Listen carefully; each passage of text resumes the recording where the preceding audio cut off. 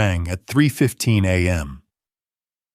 An airport employee said, "Sir, your son checked in for his 3 a.m. flight and left a bag with your name on it."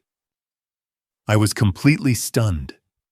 Just hours earlier, I had watched my son's coffin being lowered into the ground. But something in that call pulled me out of the house, and I drove straight to the airport.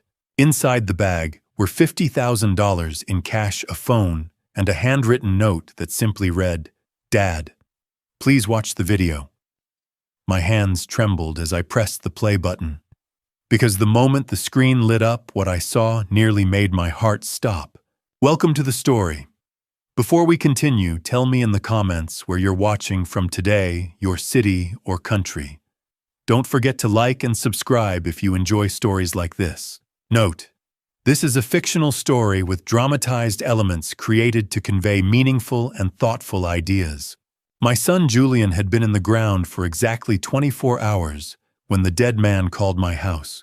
The shrill, rhythmic chirp of my vintage landline sliced through the heavy, stagnant air of my bedroom at 3:15 in the morning, a sound that should have been impossible in a house currently draped in the black silk of mourning. I am Arthur Sterling, a 72-year-old retired paralegal who spent 3 decades watching the gears of justice turn from a desk in downtown Denver, and I know exactly what a lie looks like before it is even spoken.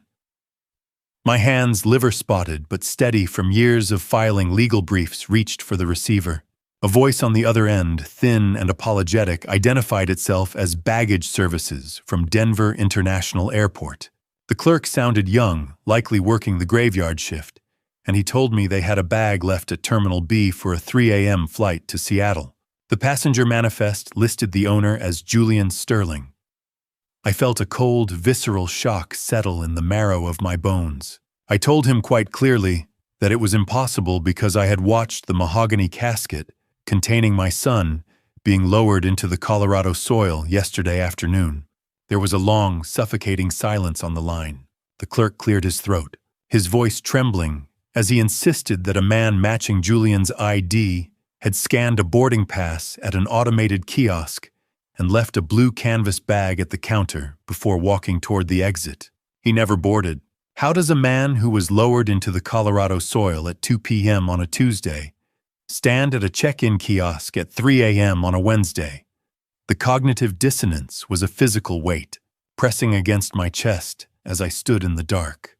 I asked the boy to describe the passenger. He spoke of a tall man with an athletic build and a distinctive silver environmental consultant's ring on his right hand. My heart hammered against my ribs. That ring was a one-of-a-kind piece Julian had commissioned when he started his firm. The clerk added that the bag had a handwritten tag with my personal cell phone number and a brief note attached to the handle. This was no clerical error or a cruel prank by a stranger. It was a pre-planned, post-mortem delivery. I took a deep breath, the smell of stale grief in the hallways of my Highland Victorian home suddenly feeling like a secondary character in the room. I moved toward my study, the floorboards groaning under my weight. He wasn't just my son anymore. He was a messenger from the grave. I dressed in the shadows, moving with a surgical silence to avoid waking my daughter-in-law Beatrix, who was sleeping in the guest wing. My mind raced through the last few weeks of Julian's life, recalling the way he had been obsessively backing up hard drives and whispering into his phone at odd hours. He had anticipated his own end. He had known the vultures were circling the estate and had staged this ghost check-in to ensure I was the one who got the evidence. I gripped my old brass keys, their cold weight a grounding reality in a world that had gone mad. I told the clerk I would be there in 40 minutes and ordered him not to let a soul touch that bag. I pulled out of the driveway and onto I-70 East, my hands white-knuckled on the wheel, knowing that whatever was in that blue canvas bag would either save my life or prove I was the next one meant to die. The highway blurred beneath my wheels as I pushed my sedan toward the airport, my pulse thrumming in my ears like a second engine. I had spent half my life dissecting the logic of the living, yet here I was racing toward a rendezvous with a phantom. The fluorescent lights of the DIA baggage terminal hummed with a sterile, predatory energy that made the hair on my arms stand up as I stepped through the sliding glass doors. The terminal was an island of artificial day in the center of the dark Colorado plains, smelling of jet fuel and cold concrete. I approached the baggage services counter, where a young clerk with sunken eyes and a twitching jaw waited for me. He pushed a blue canvas bag across the scuffed linoleum, his hands trembling, as he avoided my gaze. I recognized the coarse texture of the fabric immediately. It was the gym bag Julian used for his weekend hikes. I looked at the tag, and the air left my lungs. It was Julian's handwriting, the slanted J of his signature, as familiar to me as my own face. I signed the manifest with a hand that felt like it belonged to a stranger. The clerk whispered that he just wanted the bag off his books, his voice cracking with a fear he couldn't quite name. I gripped the handle, the weight of it surprising me, and walked back to the parking structure in a state of eerie, suspended animation. I retreated to the safety of my car on level 3, locking the doors, before I even dared to exhale. The bag sat on the passenger seat like a live grenade. Why would a man who spent his life analyzing environmental toxins leave behind $50,000 in cash if he wasn't paying for a way out of a trap? My hands shook as I pulled the zipper back, revealing a war chest that no grieving widow should ever find. Inside lay a secondary passport, a thick stack of banded $100 bills totaling exactly $50,000, and a sleek smartphone. A yellow post-it note was stuck to the screen, the adhesive barely holding.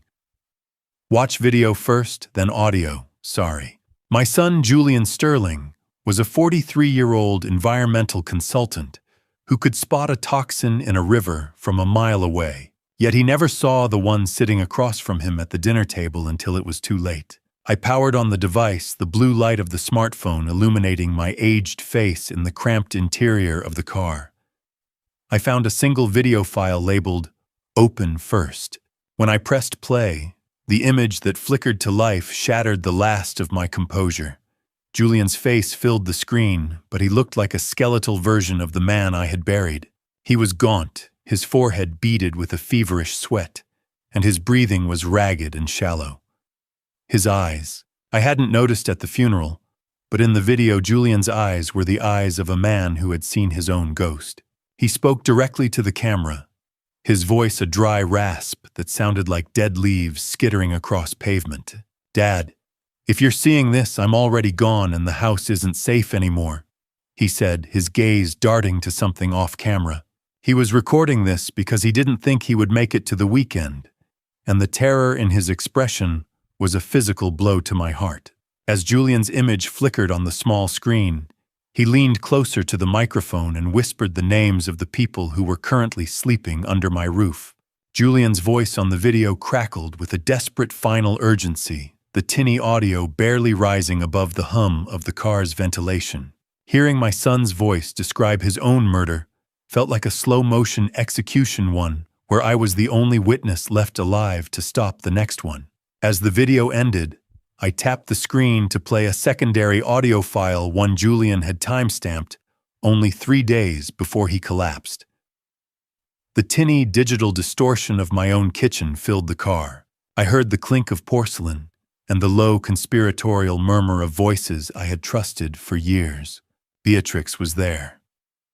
Her voice stripped of its public velvet discussing Step 2 with clinical detachedness. They were talking about me. They were discussing the legal incapacitation of Arthur Sterling, as if I were a line item in a bankruptcy filing. Beatrix laughed a sharp, cold sound about how Julian's heavy sleep had made it easy to forge the banking app transfers. Then came the voice of 19-year-old Marigold Thorne, Beatrix's daughter from a previous life, who hovered in the corners of my house like a ghost. Her eyes glued to a smartphone that was doing far more damage than I ever imagined. Marigold was the one tracking my supposed memory lapses, documenting every time I misplaced my glasses as evidence of cognitive decline. If the old man draws up a new power of attorney before we move the deeds, the whole thing collapses, Beatrix warned. He won't, Marigold replied. He can barely remember where he puts his reading glasses lately. Their voices were like termites chewing through the structural integrity of the only life I had left. I sat in the dark of the DIA parking structure, my lungs seizing at the depth of the sociopathy recorded on that small device. The $50,000 in the bag wasn't just cash. It was a war chest Julian had clawed back from the vultures, a resource hidden from the predators under my roof. I put the car in gear and drove back toward the Highland District, my paralegal brain automatically categorizing every sentence as a piece of admissible evidence. I parked 2 blocks away from the Victorian estate I had built in 1989, a house I refused to die as a guest in. I took several deep breaths of the cold, damp Denver sunrise to steady my hands, then tucked the smartphone and the cash into the car's hidden emergency compartment. Have you ever looked into the eyes of someone who is mentally measuring your casket while they offer you a cup of tea? I walked into the foyer, and the smell of brewing coffee and lavender detergent hit me like a physical blow. Beatrix Thorne, my 42-year-old daughter-in-law, stood by the stairs wearing Julian's old college hoodie, the scratchy wool a mockery of the man who once owned it. She was clutching a damp tissue, the rhythmic wet sound of her dabbing her eyes punctuating her performative worry. "Arthur, where have you been?" she cried, her face a mask of frantic grief. I woke up and the car was gone. I was so scared something had happened to you too. I realized then that her worry was a trap. She was already documenting my wandering for the doctors she likely had on standby. She reached out to touch my arm with a hand that had likely signed the documents to end my son's life, and I had to fight every instinct I possessed not to recoil in horror. The heavy, oppressive silence of a breakfast table shared with a killer is a weight that few can truly comprehend. Every clink of a spoon against a ceramic bowl felt like a gavel striking, and the smell of the French press coffee Beatrix had poured for me was tainted by the memory of the audio I'd played in the dark. I didn't wait for the coffee to brew or for Beatrix to finish her choreographed sob story about the nightmares she'd had during my brief absence. I told her I had an early doctor's appointment that I'd forgotten to mention, ignored her offer to drive me, and grabbed my coat. I drove toward the only man in Denver who still owed me a favor. My hands vibrated against the steering wheel as I maneuvered my sedan through the thickening morning traffic, heading away from the Highland estate toward the glass and steel of downtown. I kept my eyes on the mirrors, searching for a familiar black SUV or a trailing sedan, my mind a rapid-fire checklist of legal protocols. The $50,000 in the hidden compartment felt like a lead weight beneath my seat. I knew the widow would soon realize the blue canvas bag at the airport was gone, and once that happened, the hunt would move from the shadows into the light. 35 years of paralegal work. I'd seen this movie before, but never with my own life as the script. I reached the glass tower of my old firm, the bright clinical glare of the downtown Denver skyline reflecting off the windows with a blinding intensity. Thane Garrison, a 45-year-old defense attorney with a posture like a sharpened blade, stood behind his mahogany desk. His expensive suit, a far cry from the hungry intern I'd mentored 20 years ago. The office smelled of expensive leather and old paper, a comforting scent of order that I desperately needed. "I'm not here as a visitor, Thane," I said as I closed the door. "I'm here as a client. And I need a vault." I laid it all out for him. Julian's staged message, the escape fund, and the recording of Beatrix and Marigold. Thane's expression hardened from professional warmth to a grim, predatory focus. He looked at the smartphone I'd recovered with a lawyer's cold eye. "Arthur, if what is on this phone is real, you aren't just dealing with greedy relatives," he whispered. "You're living with a professional hit squad." He mentioned the initials I'd seen in the emails. Thane revealed that the HV Julian had flagged was almost certainly Hunter Volos, an attorney notorious for winning high-value probate cases through aggressive and often unethical means. What do you call a legal system that allows a signature to be more lethal than a bullet? I formally retained Thane, handing over a portion of the cash as a retainer. We moved into the firm's vault room, the heavy mechanical thud of the door sealing out the world. I placed the smartphone and the airport documents into his fireproof safe. "They think I am a confused old man," I told him, the restrained anger finally bleeding into my voice. "Let them keep thinking that until the moment the gavel falls."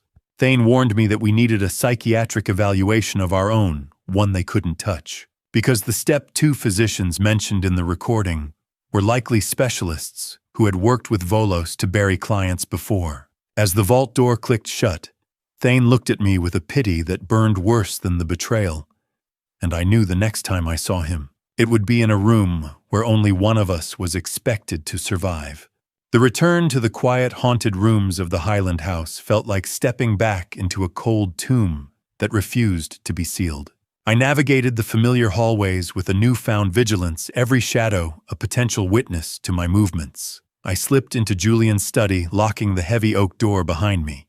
The room still held the dry, stale smell of old printer toner and the lingering ghost of my son's preferred cedarwood incense. I felt a strategic fortification in my chest, a cold steel replacing the hollow grief. There is a specific kind of sickness that settles in your gut when you realize you've been subsidizing your own son's replacement.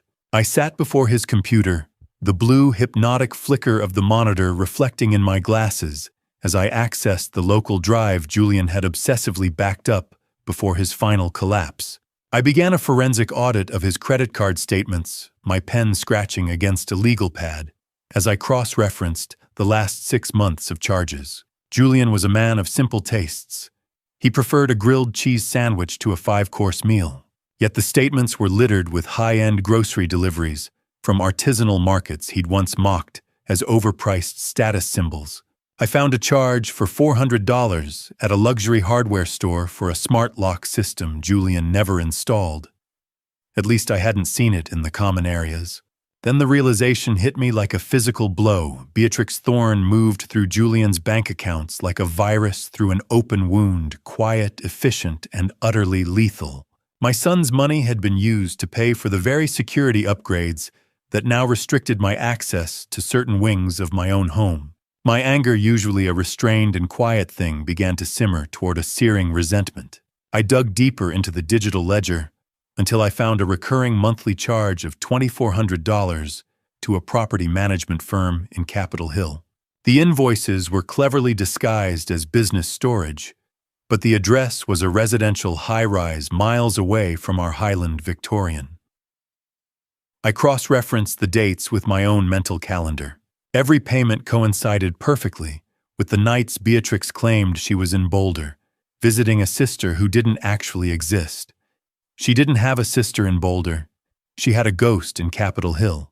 Every steak, every bottle of wine Julian paid for was fuel for the man who was killing him. Greed isn't just a sin. In this house, it was a weapon system designed to erase a man while he was still breathing. I stood up, my knees popping in the silence, and began a physical search of the desk. I ran my fingers along the mahogany grain until I found it a spare key taped to the underside of the bottom drawer. It was silver heavy and cold, with a small tag labeled with an address on Emerson Street. Julian knew.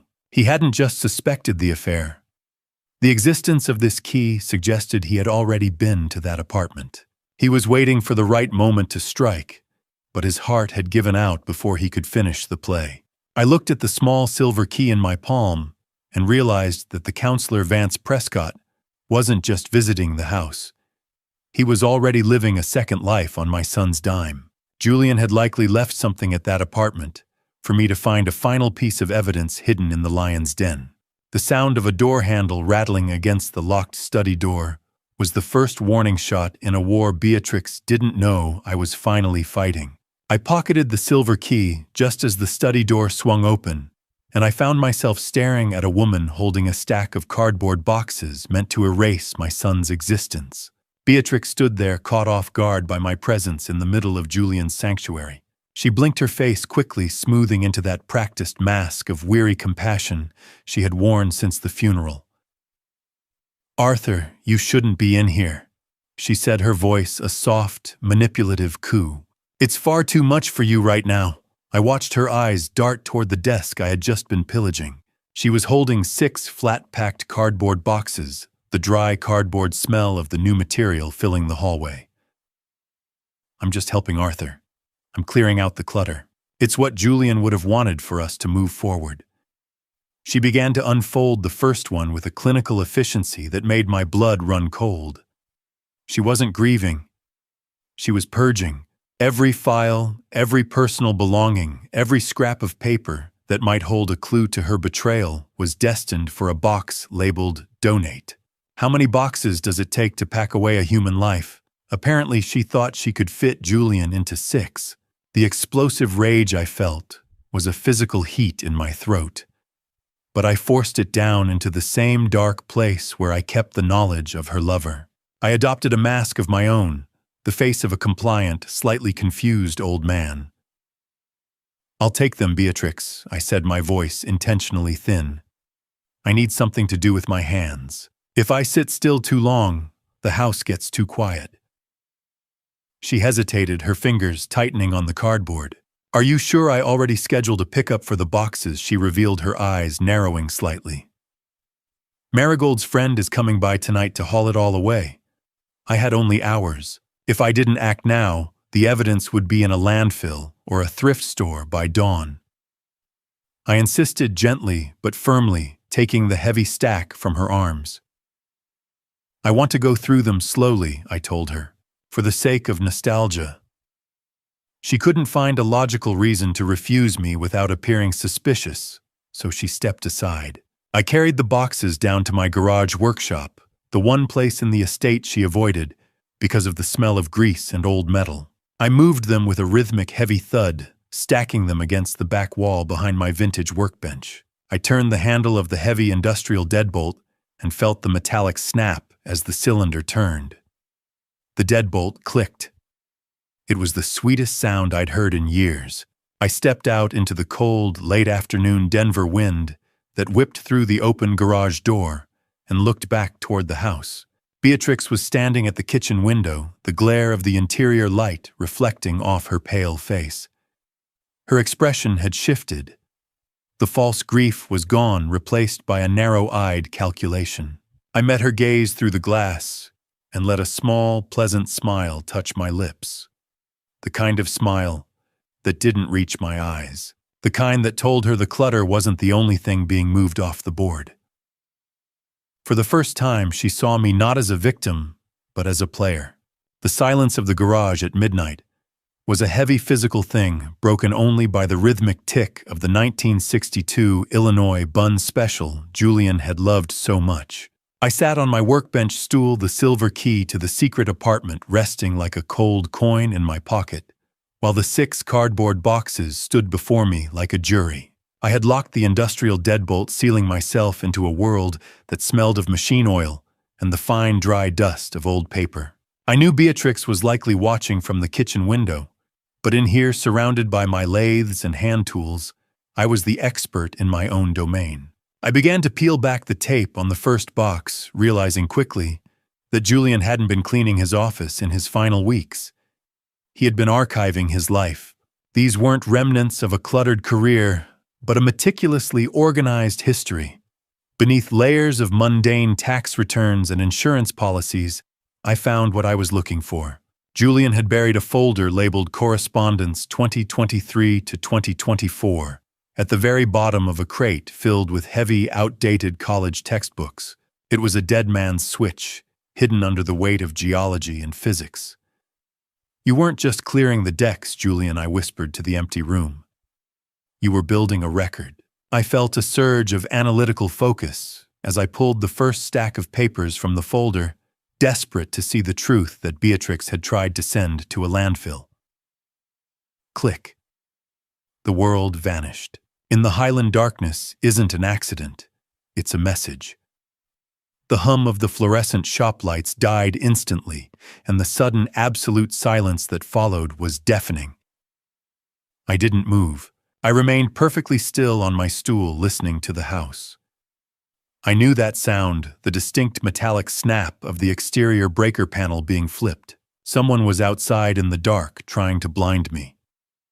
Nice try, Beatrix, I thought, but I built this breaker box 20 years ago, and I don't need the sun to read a lie. I reached into the top drawer of my workbench and retrieved the heavy-duty LED flashlight I'd kept in the same spot for over 2 decades. The blinding white beam sliced through the dark, illuminating the papers in my hand with a clinical, unforgiving glare. I opened a sealed envelope and found a printed email thread between Beatrix and a recipient with the initials HV. The date at the top of the page stopped my heart, December 2023. This was 3 full months before Julian's symptoms had even appeared. They were already discussing a revised timeline for the property transfer and the urgent need for Arthur Sterling to be medically managed before the spring thaw.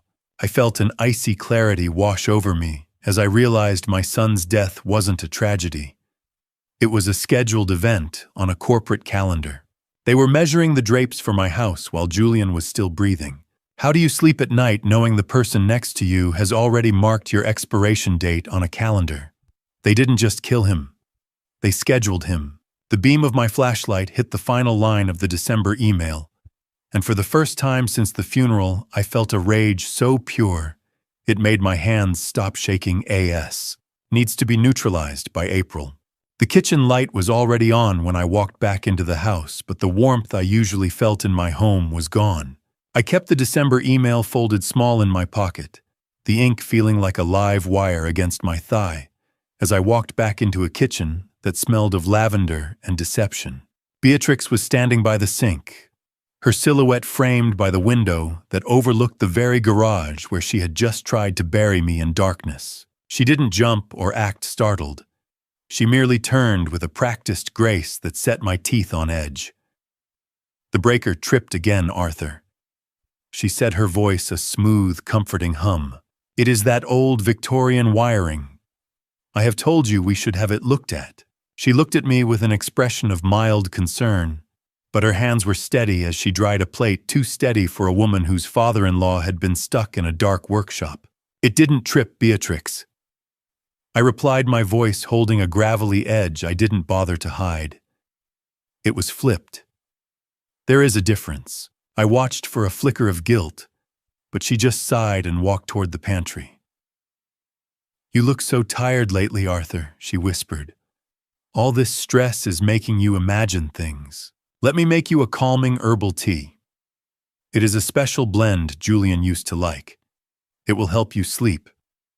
She pulled a specific tin from the back of the shelf, one I didn't recognize. The predatory nature of the offering was unmistakable. She was using Julian's memory as a delivery vehicle for the very substance that had likely stopped his heart. How do you tell the difference between the onset of old age and a calculated chemical erasure of your soul? I watched the steam rise from the porcelain cup she set before me. I realized this was the neutralization beginning in earnest, but to keep the upper hand, I had to play the role of the frail, aging man. "You are very thoughtful tonight, Beatrix," I said, reaching for the handle. Almost too thoughtful. I took a small, cautious sip. The tea was cloyingly sweet, drowning in honey. But beneath the sugar, I detected a sharp, metallic bitterness that coated my tongue like copper. It was unmistakable. Copper. My mouth tasted like I had been sucking on a handful of pennies. Within minutes, a heavy artificial fog began to settle over my mind. The buzzing heavy sound of the refrigerator hum in the silent house grew into a deafening roar. My vision blurred at the edges, the kitchen floor tilting like a ship at sea. I remembered a probate case from 2018 where a daughter had used concentrated sedatives to silence her father. That copper taint was the calling card of a specific high-grade tranquilizer. The room was getting a bit soft around the edges. I muttered my own voice, sounding like a distant, watery echo. "Just lean back, Arthur." Beatrix replied, her face hovering above me like a pale, inquisitive moon. "Let the sleep come."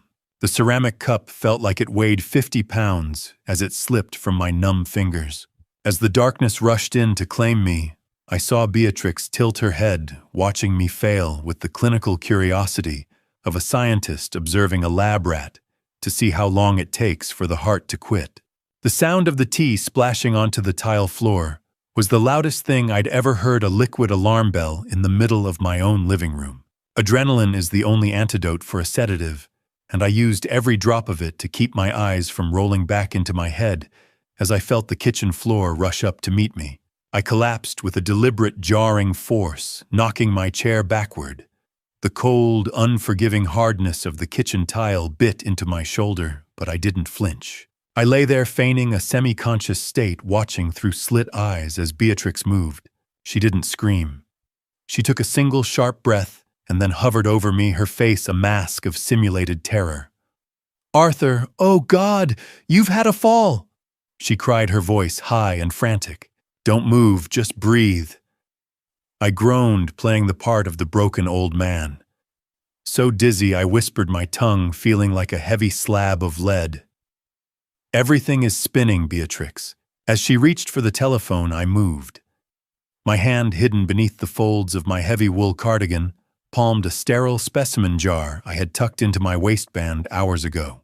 While she was distracted by the dial tone, I pressed the cuff of my sleeve into the dark puddle of herbal tea and floor cleaner. The wool soaked it up greedily. I felt the frantic thudding sound of my heart against my ribs, a hammer against an anvil, but I didn't stop until I knew I had enough. She helped me up, her touch clinical and cold. She wanted me on the sofa, buried in cushions, where she could watch me fade, but I insisted on the garage. "I need my tools, Beatrix," I slurred, leaning heavily on her. "The watches, they make the room stop spinning." The sharp, stinging cold of the Denver air hit me as we crossed the threshold to the workshop, a shock that helped clear the chemical fog. "You're not well, Arthur," she warned, but she let me go. Once the heavy door was locked, the adrenaline peaked. I stripped off the cardigan, a thick navy blue knit that had been Julian's final birthday gift to me.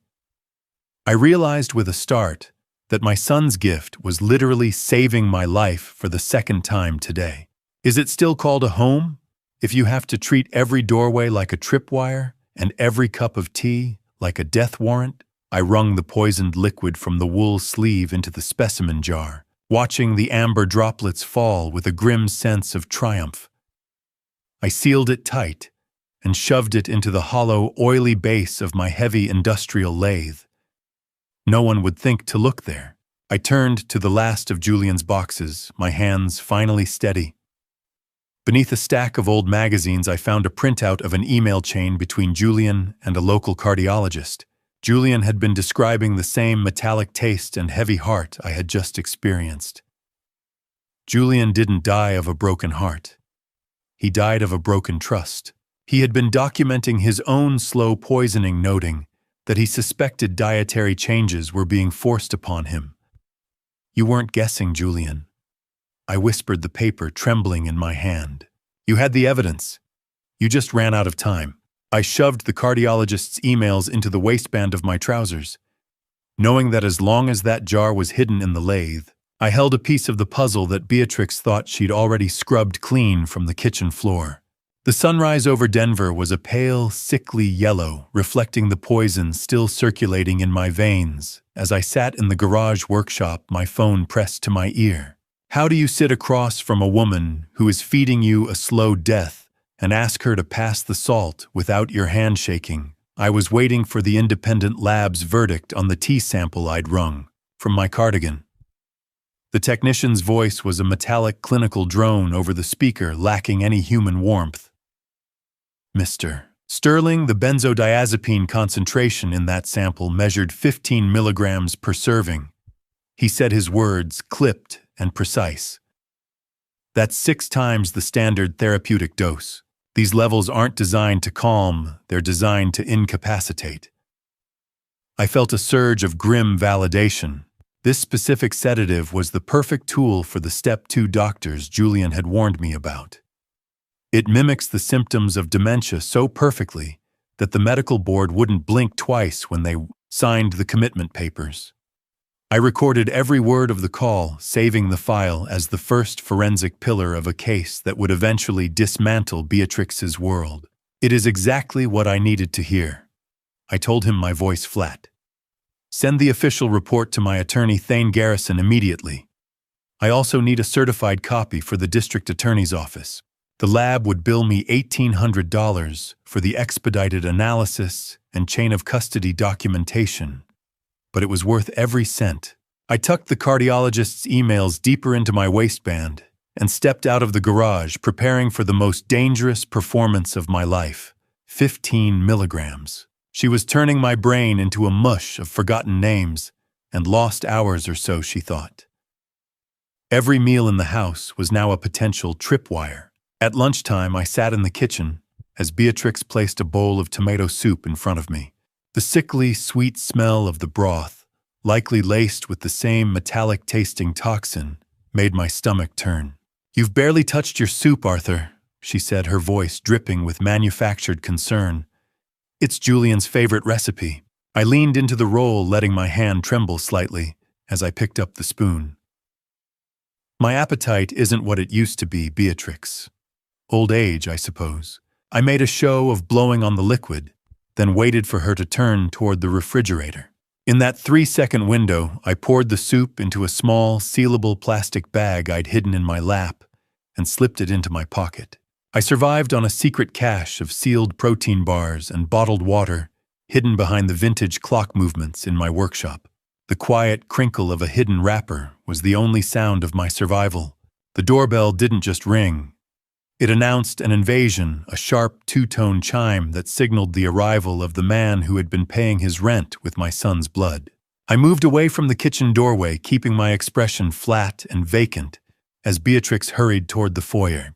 The man who called himself a family friend, Vance Prescott, was a 45-year-old with the polished teeth of a salesman and the shifting eyes of a man who had already spent his life looking for the nearest exit. He was immaculate, draped in a charcoal wool suit that whispered of wealth. But the air around him was heavy with the sharp, expensive scent of sandalwood cologne, a smell that tried too hard to mask the rot of a predator.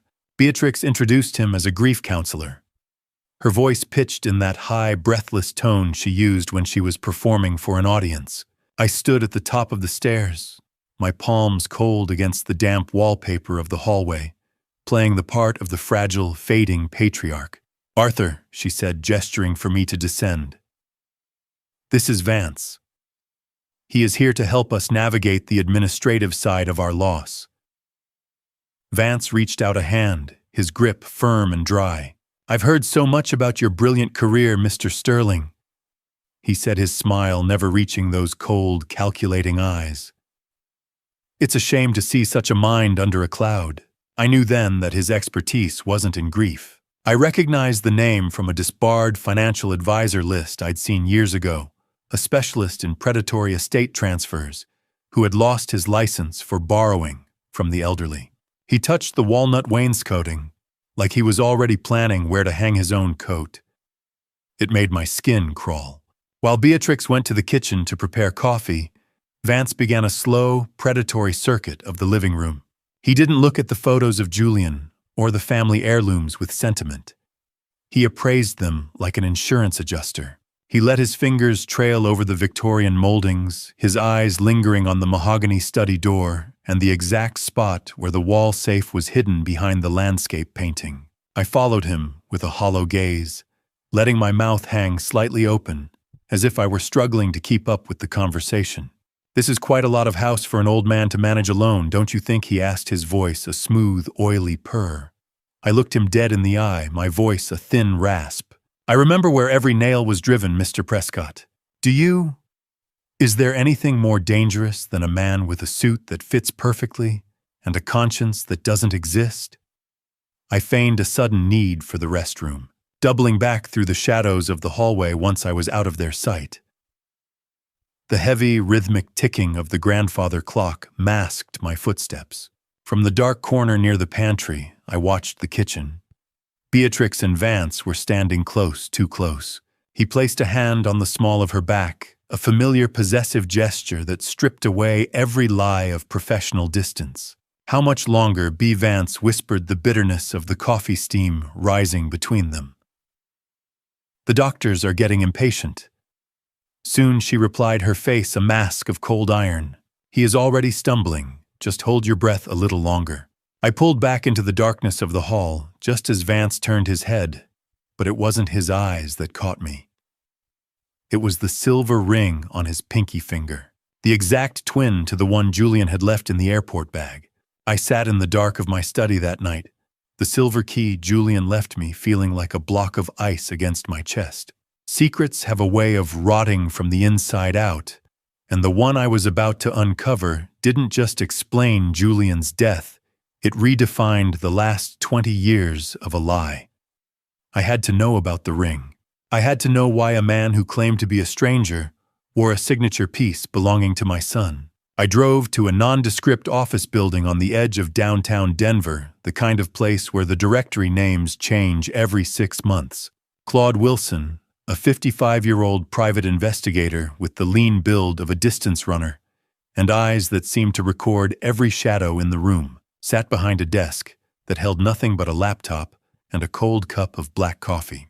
The office was thick with the hum of a server rack tucked in the corner and the faint, stale smell of cigarette smoke clinging to old case files. I didn't waste time on pleasantries. "That ring on Vance Prescott's finger isn't just jewelry, Claude," I said, leaning over the desk. "It's a signature." I watched as he began to work his fingers dancing across the keys with a clinical speed. "He didn't go by Prescott in Illinois." Claude muttered, his eyes never leaving the screen. "He's a high-level fraudster who specialized in predatory companionship for wealthy estates." My paralegal mind started connecting the dots of a life spent in the shadows. Claude flipped the laptop around to show me a pixelated blue-glow gym surveillance photo from 8 months ago. It was a weight room in Aurora. Beatrix and Vance were standing by a rack of dumbbells talking with the easy familiarity of longtime lovers. Gym records. 8 months of heavy lifting and heavier lies. They were training for a murder, like it was a marathon. They didn't meet at a support group after Julian died. I realized the cold coffee in my hand, tasting bitter and forgotten. They met in a weight room to plan a funeral. 8 months. They had been circling my son like vultures for 8 months, waiting for the toxin to do its slow, quiet work. I felt a surge of icy clarity. Their reconnection wasn't a coincidence. It was the catalyst for the entire collapse of my family. But Claude wasn't finished. He pulled up a scanned document, the crinkle of a 20-year-old birth certificate modification, practically audible in the silence of the room. How do you protect a house when the enemy has already planted their own family tree in the middle of your living room? Claude pointed to the original biological father listed on the record before. The car accident story was fabricated. It was Vance. "He's not her counselor, Arthur. He's her father." The words hit me with the force of a physical blow. They didn't just bring a lover into my house. They brought a bloodline. Marigold wasn't a quiet witness or a victim of circumstances. She was the product of a criminal partnership that predated her own birth. I looked at the birth certificate in Claude's hand and felt the Highland air turn to ash in my lungs, realizing that Marigold wasn't just a quiet witness. She was the heir to the very empire they were building on my son's grave. The entire Thorn presence in my home was a multi-generational criminal infiltration designed to strip the sterling legacy bare, and my son was just the obstacle they had finally cleared away. The drive back from Claude's office had been a blur of neon signs and the crushing weight of a family name being erased. But by morning, that horror had condensed into a cold, analytical resolve. I watched the steam rise from my black coffee in the booth of a local Denver diner, but my mind was focused on a different kind of vapor. The digital trail of money that had vanished into thin air while my son was still gasping for his last breath. The air in the diner smelled of burnt coffee and maple syrup, a domestic scent that felt like a mockery of the clinical betrayal I was currently dissecting. Claude Wilson sat across from me, his expression unreadable as the distant rhythmic clatter of dishes echoed from the kitchen. He slid a manila folder across the sticky, laminated surface of the table, the coarse paper of the forensic report feeling abrasive against my fingertips. This contained the logs from the insurance company's portal, the very heart of the theft. Claude pointed to a specific timestamp, 2:14 a.m. on a Tuesday. I remember that night. Julian had been in a medically induced, heavy sleep after one of Beatrix's calming teas. The logs showed a $220,000 life insurance policy. Julian's entire death benefit had its beneficiary changed from me to Beatrix Thorne, while he lay oblivious in his bed. They didn't use the home Wi-Fi. Arthur Claude said, his voice low. They weren't that sloppy. The IP address used for the transaction didn't match our house router. It was a mobile hotspot registered to a device I didn't recognize. A mobile hotspot. They were trying to create a ghost in the machine, a digital shadow that would bypass my scrutiny. A MAC address. A digital DNA strand left at the scene of a life-shattering crime. Claude explained that every device leaves a unique fingerprint on a network, and he had spent the night cross-referencing these logs with the school network Marigold uses for her community college classes. The MAC address matched perfectly with the laptop Julian had bought her for her 18th birthday. I felt a wave of disgust and betrayal wash over me, more bitter than the cold coffee in my mug. She didn't just witness the crime, Claude. She coded it. Julian had bought her that laptop to help with her future, and she had used the gift of her victim to facilitate his absolute ruin. How do you reconcile the image of a girl doing homework with the reality of a predator draining a dying man's bank account? The report showed a secondary trail of $47,800 drained from Julian's personal savings account in 13 separate transfers over 6 weeks. These funds were transferred in small increments to a neobank account in the Cayman Islands, a destination Claude identified as a favorite for Vance Prescott's previous victims. The $220,000 insurance policy was the crown jewel of their scheme, the final payout they were waiting for, once I was safely declared incompetent or dead. The property line between my estate and the Gable house was marked by a row of overgrown hydrangeas, their heavy blue heads nodding in the morning breeze. I spent 30 years in courtrooms learning that the most devastating evidence often comes from the person who has nothing better to do than watch the street from their kitchen window. I ventured into the garden, the smell of damp earth and blooming hydrangeas filling the air, and began the rhythmic snip-snip of my garden shears. My neighbor Mrs. Gable was a 75-year-old widow who treated her lace curtains like a sniper's nest, possessing a memory for license plates and late-night visitors that would put a precinct detective to shame. I saw her peering through her screen door and offered a slow, weary wave. I played the role of the grieving, slightly forgetful old man leaning against the fence, as if I needed the support. I am just trying to remember who Julian had over to help with the plumbing back in January, Mrs. Gable. I said, my voice thin and wavering. My mind is like a sieve lately. She stepped onto her porch, her scratchy, high-pitched warble cutting through the quiet morning. Plumbing Arthur, that man wasn't wearing overalls. He was wearing Italian leather and driving a black Mercedes. I felt a surge of calculating curiosity. She leaned in closer, revealing that the grief counselor Vance had his own key to my back garden gate provided by Marigold months before Julian died. Never underestimate a neighbor with a set of binoculars and a resentment for local noise ordinances. Mrs. Gable recounted how Vance would park a block away and walk through the alley every Tuesday and Thursday like clockwork. Marigold would meet him at the gate while Julian was working those grueling late shifts at the consultancy. Most importantly, she described seeing Vance hand over small, amber-colored pharmacy bottles to Beatrix in the driveway when they thought the neighborhood was asleep. My stomach turned with a nauseating confirmation. Amber bottles, I asked, keeping my tone casual despite the cold weight of the smartphone against my chest. You are sure they weren't just groceries? She scoffed, the glint of the sun off Vance's remembered Mercedes seemingly reflected in her eyes. I know a pill bottle when I see one, Arthur. They were careful, but not careful enough.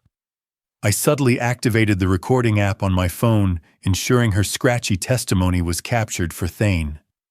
Amber bottles. The delivery of death handed over like a neighborly cup of sugar. She confirmed the dates, and I realized they aligned perfectly with the nights Julian's heart palpitations were recorded as being at their worst.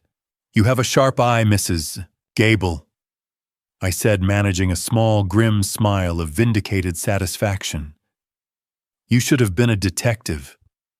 She chuckled, adjusting her apron. "In this neighborhood, Arthur, you have to be. People think old ladies are invisible." I thanked her and walked back toward my house, the phone in my pocket, containing a confession of a conspiracy that stretched back to the first frost of winter. The air felt colder as I stepped onto the porch. I saw the bank manager's car pulling into my driveway, the tires crunching on the gravel with a frantic urgency. He looked through the windshield at me, and I knew that the digital theft Claude uncovered was finally colliding with the physical reality of my son's estate. The bank manager, a man usually defined by his ironed shirts and professional calm, was sweating through his suit jacket as he slammed his car door shut in my driveway. Mr. Henderson, the branch manager of First National Bank for 15 years, was a man of strict ledger lines and starched collars who currently looked like he'd been chased through a Denver alleyway by a ghost. He stood on the hot asphalt, the damp heat of a Denver noon making the air shimmer around his frantic silhouette. "Arthur, we have a problem." He stammered, his eyes darting toward the front door of my house as if expecting a siege. I maintained my posture of vigilant triumph, leaning against the porch railing. "She was at the bank an hour ago," Henderson continued. "Beatrix, she presented a durable power of attorney document claiming you were indisposed and Julian's safe deposit box needed an immediate inventory for the estate." I felt a cold surge of satisfaction because I had flagged the accounts and provided Henderson with a copy of my valid ID only 48 hours prior. The security protocol had held firm. "She was very insistent, Arthur. She said you were having a difficult morning and couldn't leave the house." I offered him a thin, wolfish smile. "I'm having a wonderful morning, Henderson. I was just pruning my roses and recording the testimony of the neighbors." We moved onto the shaded porch where Henderson pulled a sharp, synthetic-smelling printout from his briefcase. It was a digital photo of the document Beatrix had presented. I looked down and felt my breath hitch. My signature, loops and tails I've drawn for 50 years stolen and used to sign my own death warrant. The forgery was terrifyingly accurate, but my analytical eye caught the specific legal phrasing. It was the exact Step 2 document Julian's airport recording had warned me about. "That's my name, Henderson, but that's not my hand," I whispered. "She's getting bold." I looked closer at the bottom of the page. The document had been notarized by a clerk at Hunter Volos's firm. The legal and criminal conspiracy were no longer just parallel lines. They had intersected in black ink. "We've locked vault access to in-person only for you." Henderson said, his finger tapping rhythmically on the paper, but she didn't look like she was going to stop. I accompanied him to his car, where the smell of hot asphalt mixed with cheap air freshener. He pulled up the branch's exterior security feed on a tablet. I watched the grainy, pixelated flicker of the footage. Beatrix was exiting the bank, but she wasn't crying or playing the shattered widow. She walked to her car with a stiff, predatory gait, her face a mask of cold fury. As she reached her vehicle, she stopped and looked directly into the lens of the security camera. She smiled. It wasn't a smile of joy. It was a signal of recognition. Have you ever seen a predator realize the prey is watching them back? It doesn't make them run. It makes them hungry. She knew the heist had failed, and she was shifting her strategy. "Look at her eyes," Henderson muttered. "That's not a grieving widow." "No," I replied, my voice like gravel. "That's a hunter who just realized the trap didn't spring." As the video looped, I realized Beatrix wasn't just angry that she couldn't get into the box. She was checking her watch, counting down the minutes until the senior wellness board arrived at my front door. The black SUV didn't just pull up to the curb. It loomed there like a hearse waiting for a body that was still very much alive and armed with 30 years of legal precedence. I watched it from the window of my study, my pulse steady, despite the high-tension hum vibrating through the house. I had seen Beatrix checking her watch for the last hour, her movements jerky and anxious. When the heavy, ominous thud of the front door being opened echoed through the foyer, I didn't get up. I remained seated in my wingback chair in the living room, bathed in the aggressive white light of the Denver afternoon. Two men stepped into my home, draped in clinical white coats that smelled too strongly of fresh starch. They wore tactical-looking lanyards with plastic badges that looked impressive to the untrained eye. Beatrix opened the door immediately, her face already twisted into a mask of tearful relief. "Oh, thank God you are here!" she cried, her voice a pitch-perfect imitation of a woman at her wit's end. He has been so confused, wandering at all hours. I watched the choreographed entry with a cold, analytical eye. "Mr. Sterling," one of them said, stepping into my personal space with a practiced predatory ease, "we have received an urgent concern regarding your cognitive stability and safety. We are part of the Senior Wellness Board." The suffocating tension in the room was thick enough to taste, but I didn't blink. They used soft, condescending tones, launching into a barrage of orientation questions designed to trip up a tired mind.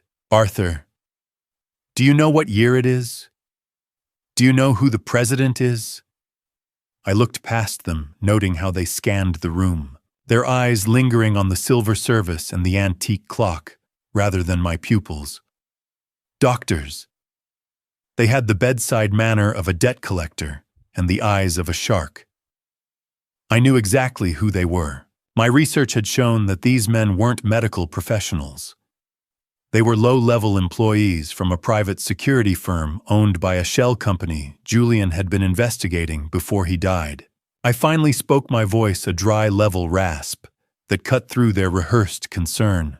"I know that your Colorado Medical Board certification isn't hanging on your lanyard, doctor," I said.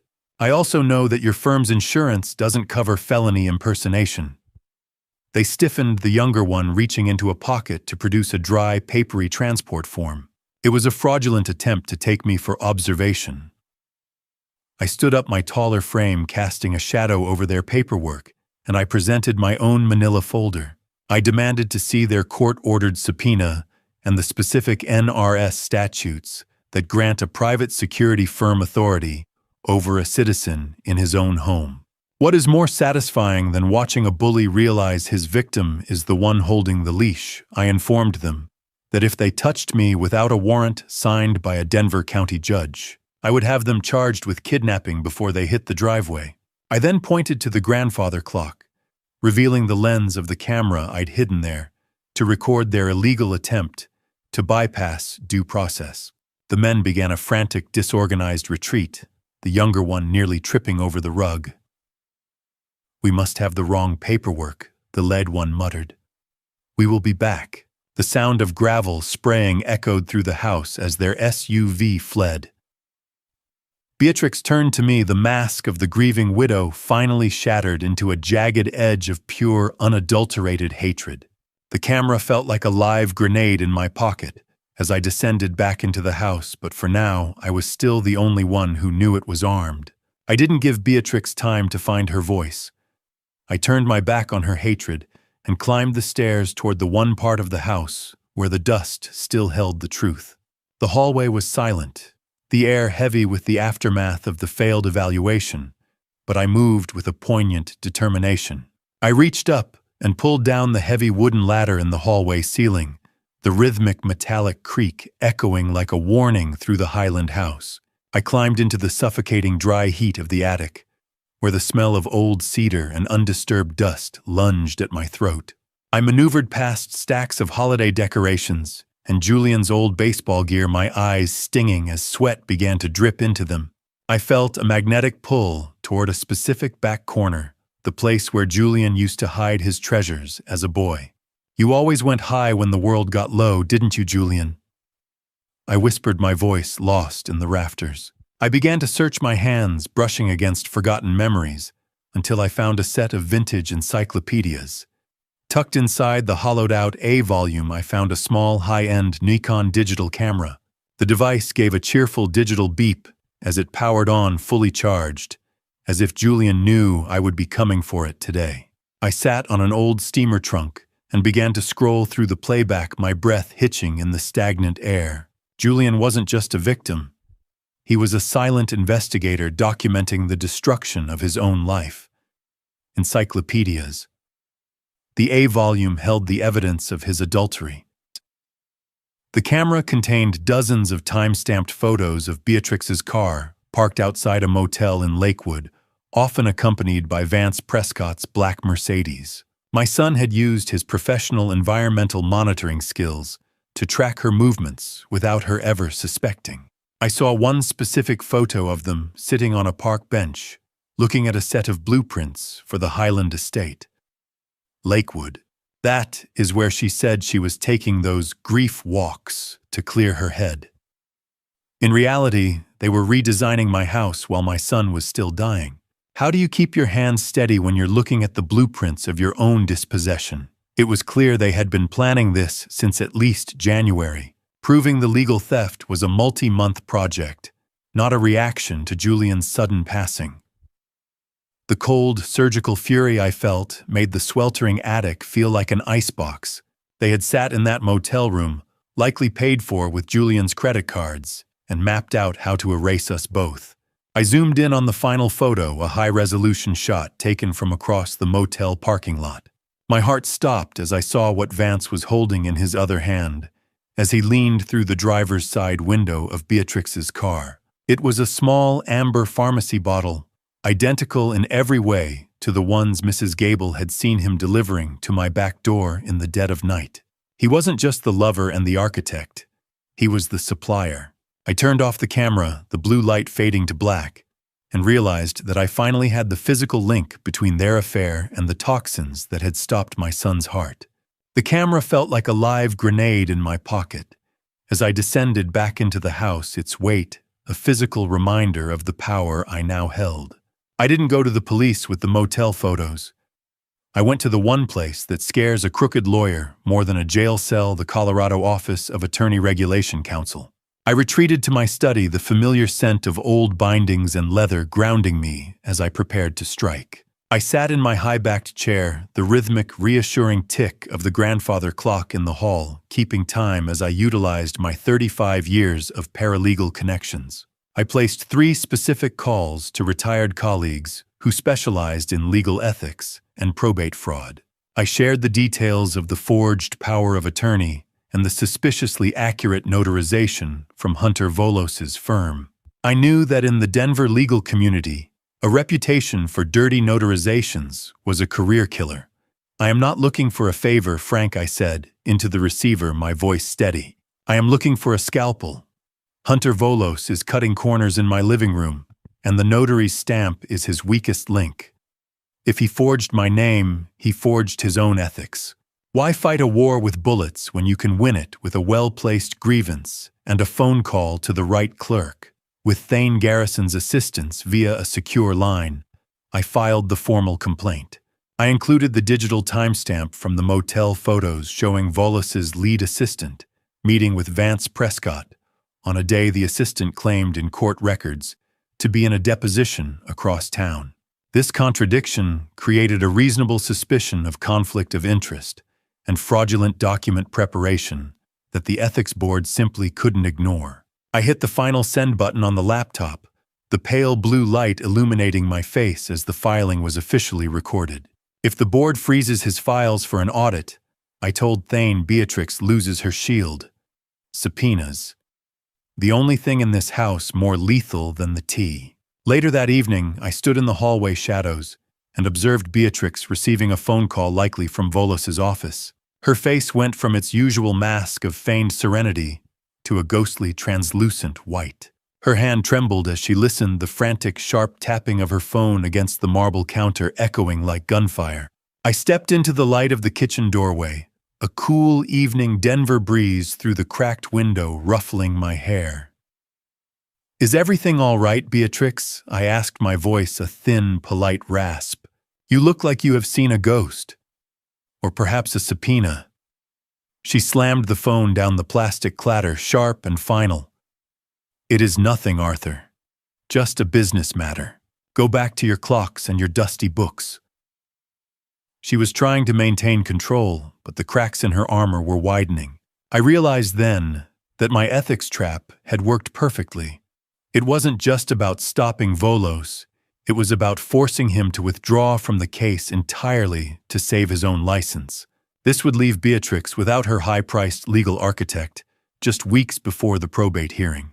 Furthermore, the inquiry automatically triggered a stay on any property transfers Volos was handling, effectively locking the Highland estate in place, despite the forged documents. Beatrix looked at the hallway where I stood, her eyes glowing with a realization that the confused old man had just cut the legs out from under her entire legal defense. She finally understood that I wasn't her victim. I was her judge. The official summons arrived on a Tuesday, delivered by a man who didn't care about the history of the Sterling family.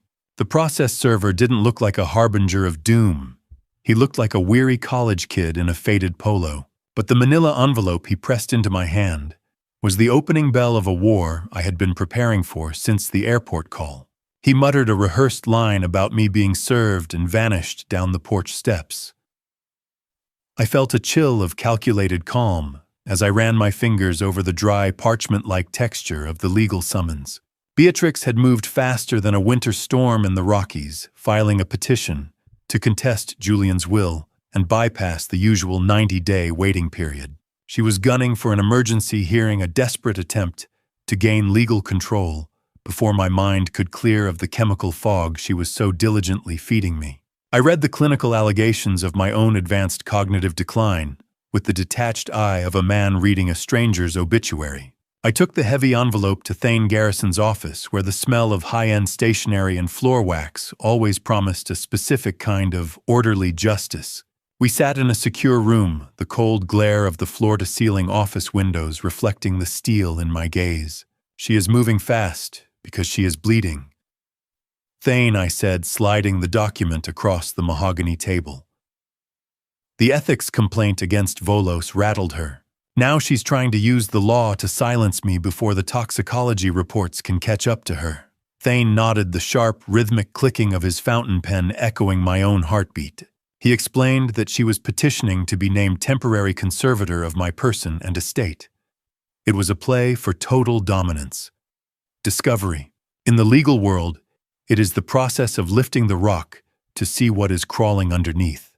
I told Thane that discovery would be our scalpel. We weren't just going to defend. We were going to pull her financial rot into the blinding light of a courtroom. We spent the next 3 hours mapping out the trap. I insisted on a specific list of demands. Beatrix's phone records, the login history for Julian's banking apps, and the identities of the 2 physicians she intended to call as experts on my mental state. As I scrolled through the summons again, I hit a paragraph that made my blood turn to ice. Marigold had signed an affidavit confirming my supposed episodes of violence. They had escalated from simple fraud to character assassination using the girl Julian loved as the primary weapon. How do you defend against a lie that has been signed, sealed, and delivered by your own family? Thane wanted to present the smartphone recordings immediately, but I held up a hand. No, let her lie under oath first. A lie told in court is a permanent record. Once she commits to the fiction, we'll hand them the rope and see if they are smart enough not to tie the knot. We finalized the discovery requests, setting a perimeter around the truth that they would have to cross at their own peril.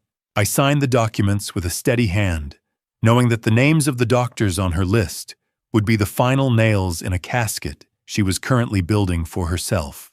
I walked out into the Denver sun, surgically focused and colder than the shade of a mountain peak. The house was quiet when I returned, the kind of silence that precedes a storm. The Victorian house I built with my own sweat and blood had become a labyrinth of malice where every shadow seemed to hold its breath as I climbed the stairs to my bedroom. I moved with a heavy heart, yet my mind remained as sharp as a surgical blade. When I entered my sanctuary and flicked the light switch, I stopped dead. There, centered perfectly on my pillow, sat a single sheet of typed paper. It was chillingly clinical, A list of actuarial statistics regarding accidental falls in the elderly and the high probability of sudden cardiac events for seniors living in unmonitored environments. It wasn't signed, but the unique blocky font style was a perfect match for the disbarred financial documents I'd reviewed in Vance's past. So we have moved past the tea and onto the blunt threats I whispered to the empty room. "You're getting desperate, Beatrix. Desperate people make noise." I didn't let the fear take root. Instead, I felt a surge of cold, analytical resolve. My paralegal training took over as I reached for my smartphone. Fall risk. That's what the paper said. In this house, the only thing falling is the Thorne family's house of cards. I took several high-resolution photos of the note exactly where it lay, the stark white glare of the smartphone flash illuminating the threat. I ensured the metadata captured the exact timestamp and GPS coordinates. Then, using a pair of watchmaker's tweezers from my dresser, I carefully lifted the paper and slid it into a sterile plastic evidence bag. I labeled it Exhibit A and felt the satisfying weight of the plastic in my hand.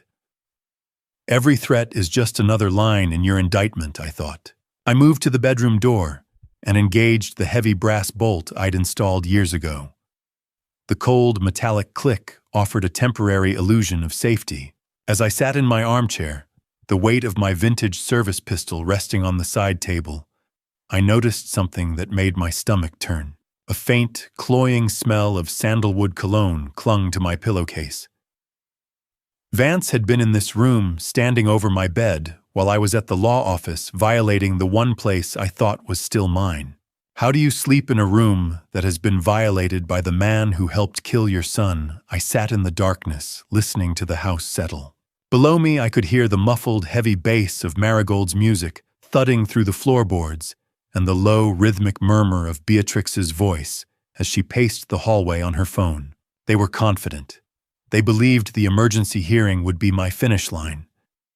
"The storm is here, Julian," I thought, looking toward the window. "I hope you're watching. Sleep is for the innocent." Tonight I would settle for silence and a clear sightline to the door. I knew this was the final night I would spend as a victim in this house. Tomorrow the roles would finally flip, and the hunters would find themselves in the trap. I watched the handle of my bedroom door jiggle once-twice in the dead of night, and I realized that they weren't waiting for the court's permission to remove me anymore. The morning sun over Denver was sharp and unforgiving, reflecting off the marble columns of the county courthouse as I made my way toward the entrance. I walked through those corridors not as a retired paralegal visiting old friends, but as a man fighting to keep the very name etched on his birth certificate. I could feel the cold, smooth texture of the wooden gallery rail as I entered courtroom 4B and took my place beside Thane Garrison. I scanned the arena. Beatrix sat at the defense table accompanied by a new high-priced attorney who radiated a slick, polished arrogance. She had clearly hired a cleanup specialist to replace Volos, someone whose job was to pretend the earlier ethics violations never happened. In the back row, Marigold Thorne looked small and pale, her eyes glued to the floor to avoid mine. The room smelled of old paper and expensive cologne underpinned by the sterile scent of floor wax. "All rise," the bailiff called, and Judge Morris, a woman in her late 60s with silver-streaked hair and the weary eyes of someone who had seen every possible variation of human greed, presided over the bench with a quiet, terrifying authority. The rhythmic, echoing thump of her gavel signaled the start of my formal erasure. "This is where the lies meet the record, Thane," I whispered. "Make sure they are etched in deep." Beatrix's new attorney opened with a scathing narrative painting me as a tragic figure lost in the fog of advanced dementia. He spoke of my violent outbursts and paranoid delusions regarding Julian's death, presenting the forged power of attorney as a necessary intervention to protect the sterling assets from my own instability. I sat perfectly still, a stone gargoyle in the front row, while the dry, scratchy sound of the court reporter's stenograph recorded every fabrication, marble and oak. It is a beautiful place to watch someone try to bury you while you are still breathing. The opposition called their first medical witness a physician I recognized from Julian's secret recording. He testified with a professional detachment that chilled me, claiming I had failed several cognitive assessments during a home visit that I knew for a fact had never occurred. How many silver pieces does it cost to buy a doctor's soul in the state of Colorado? In my professional opinion, the doctor stated, looking directly at Judge Morris, Arthur Sterling lacks the testamentary capacity to manage his affairs. He cited specific details of my supposed episodes of unpredictable aggression, details that I realized matched Marigold's fabricated affidavit word for word.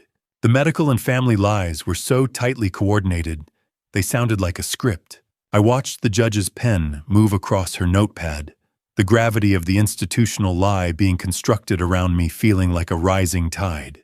I felt a pang of vindication-hungry dread, but I didn't let it show. The doctor stepped down, looking smugly at his briefcase as he passed our table. Thane leaned in to whisper that it was finally our turn to present. I looked over at Beatrix and saw her allow herself a single triumphant smile. It was the look of a woman who thought she had already won the war. She wouldn't have worn that expression if she had known what was on the smartphone currently sitting in my attorney's pocket, waiting to turn her coordinated testimony into a confession. Thane Garrison stood up his chair, scraping against the floor with a sound like a blade being drawn.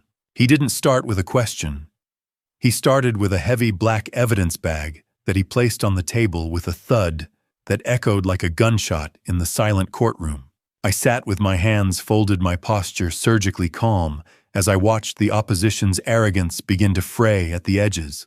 Thane addressed the court with a predatory precision, preemptively citing Colorado Revised Statutes, Section 18-9-303. He reminded Judge Morris that under our state's one-party consent laws, a recording made by a participant is entirely legal and admissible.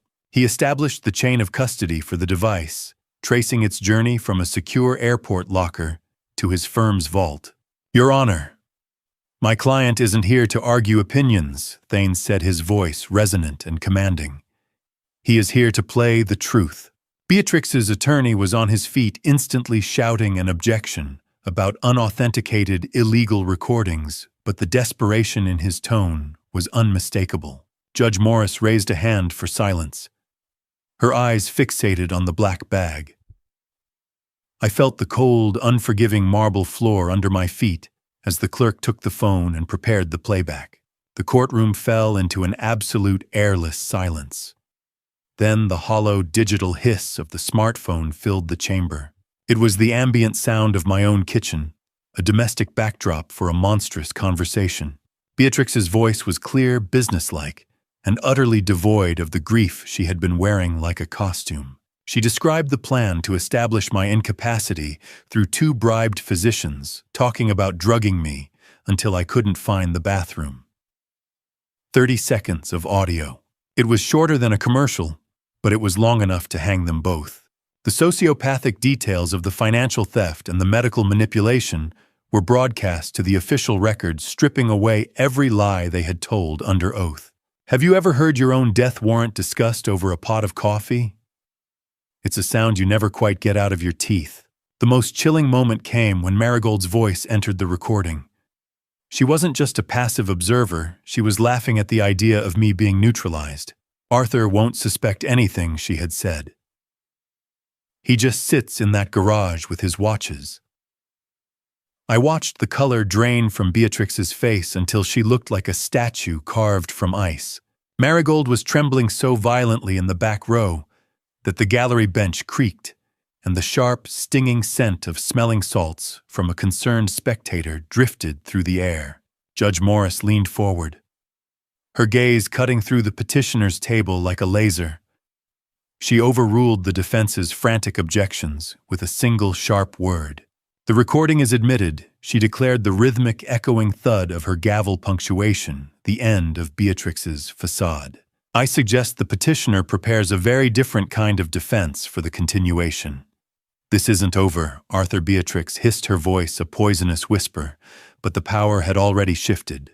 The judge immediately adjourned the hearing for a re-evaluation of the evidence, which I knew was a professional courtesy, before contacting the district attorney. Judge Morris slammed her gavel down with a finality that felt like the earth shifting, and as the bailiff approached the petitioner's table, I realized the probate hearing had just become a murder inquiry. The courtroom doors swung open with a heavy groan, and I stepped into the hallway to find my daughter-in-law waiting for me. I didn't even make it to the elevators before the silk mask of the grieving widow was ripped away, replaced by the snarling teeth of a cornered animal. The high-ceilinged marble corridor of the Denver County Courthouse felt vast and indifferent to the wreckage of our family, smelling of floor wax and old heavy justice. Beatrix intercepted me with a sharp, echoing click of her heels against the stone, her eyes bright with a manic, cold fury. She stepped directly into my path, her face inches from mine, and I could feel the desperate heat of her breath against my skin as she hissed her threats. "You think a little piece of digital noise changes anything?" "Arthur," she snarled, her voice a poisonous rasp. "You're an old man with a fading mind. No one will believe a digital ghost over the word of respectable doctors. My legal team will have that recording suppressed before the next sun rises." I stood my ground, feeling the cool, circulating air of the courthouse finally reaching my lungs after the stifling atmosphere of the hearing. The judge just believed it. "Beatrix," I replied, my voice a calm, analytical contrast to her rage. "And she was the only one in that room who mattered. You can hire all the architects you want, but the foundation of your lie is already dust. Marble. It's a very cold surface to stand on when your world is melting." Beatrix shifted her tactics with the fluidity of a seasoned fraudster, her expression softening into a calculated plea for mercy. "Think of Marigold Arthur," she whispered, reaching out as if to touch my arm. "Do you really want her grandfather to be the one who sends her mother to prison? We can still reach an out-of-court settlement. If you misplace that original phone, we can find a way for everyone to move on. Vance is already gone anyway. You've won the house. Isn't that enough?" I looked at her with the clinical detachment I had honed over 35 years of transcribing the desperate pleas of criminals. I knew she was lying about Vance being gone. The morning's camera check had shown him still pinned in my garage, but I didn't correct her. "I'm thinking of Julian," I said, my voice hardening. "And I'm thinking of the 35 years I spent recording people who thought they could negotiate with the truth once they were caught. Have you ever noticed how the loudest people in the world become the quietest once the evidence is read into the record?" I leaned in close, lowering my voice so the passing clerks couldn't hear. "You made one mistake, Beatrix. You assumed that because I was old, I was a beginner. You're a beginner in a room full of experts, and the experts are tired of your noise." I turned my back on her, the rhythmic ding of the elevator arriving, sounding like a bell signaling the end of a round. As I walked away, I saw Marigold watching from the shadows of a massive marble pillar. Her expression wasn't one of anger toward me. It was a look of terrifying realization directed at her mother. I pressed the elevator button and didn't look back, even when Beatrix screamed my name, because I knew the next person she'd be screaming for would be a lawyer who couldn't be bought. The district attorney's office was located in a building that lacked the marble grandeur of the courthouse, but it held a much sharper kind of teeth. I didn't ask for a meeting.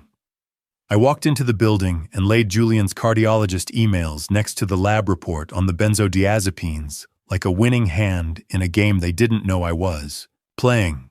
The dry, stale air of the government office felt thick with the humming of fluorescent lights, and the weight of the heavy legal-sized folder in my hand was the only anchor I needed. I was eventually ushered into a small, windowless room to meet Garrett, a 50-year-old senior investigator for the district attorney, with a face like a bulldog and a voice that didn't waste a single syllable.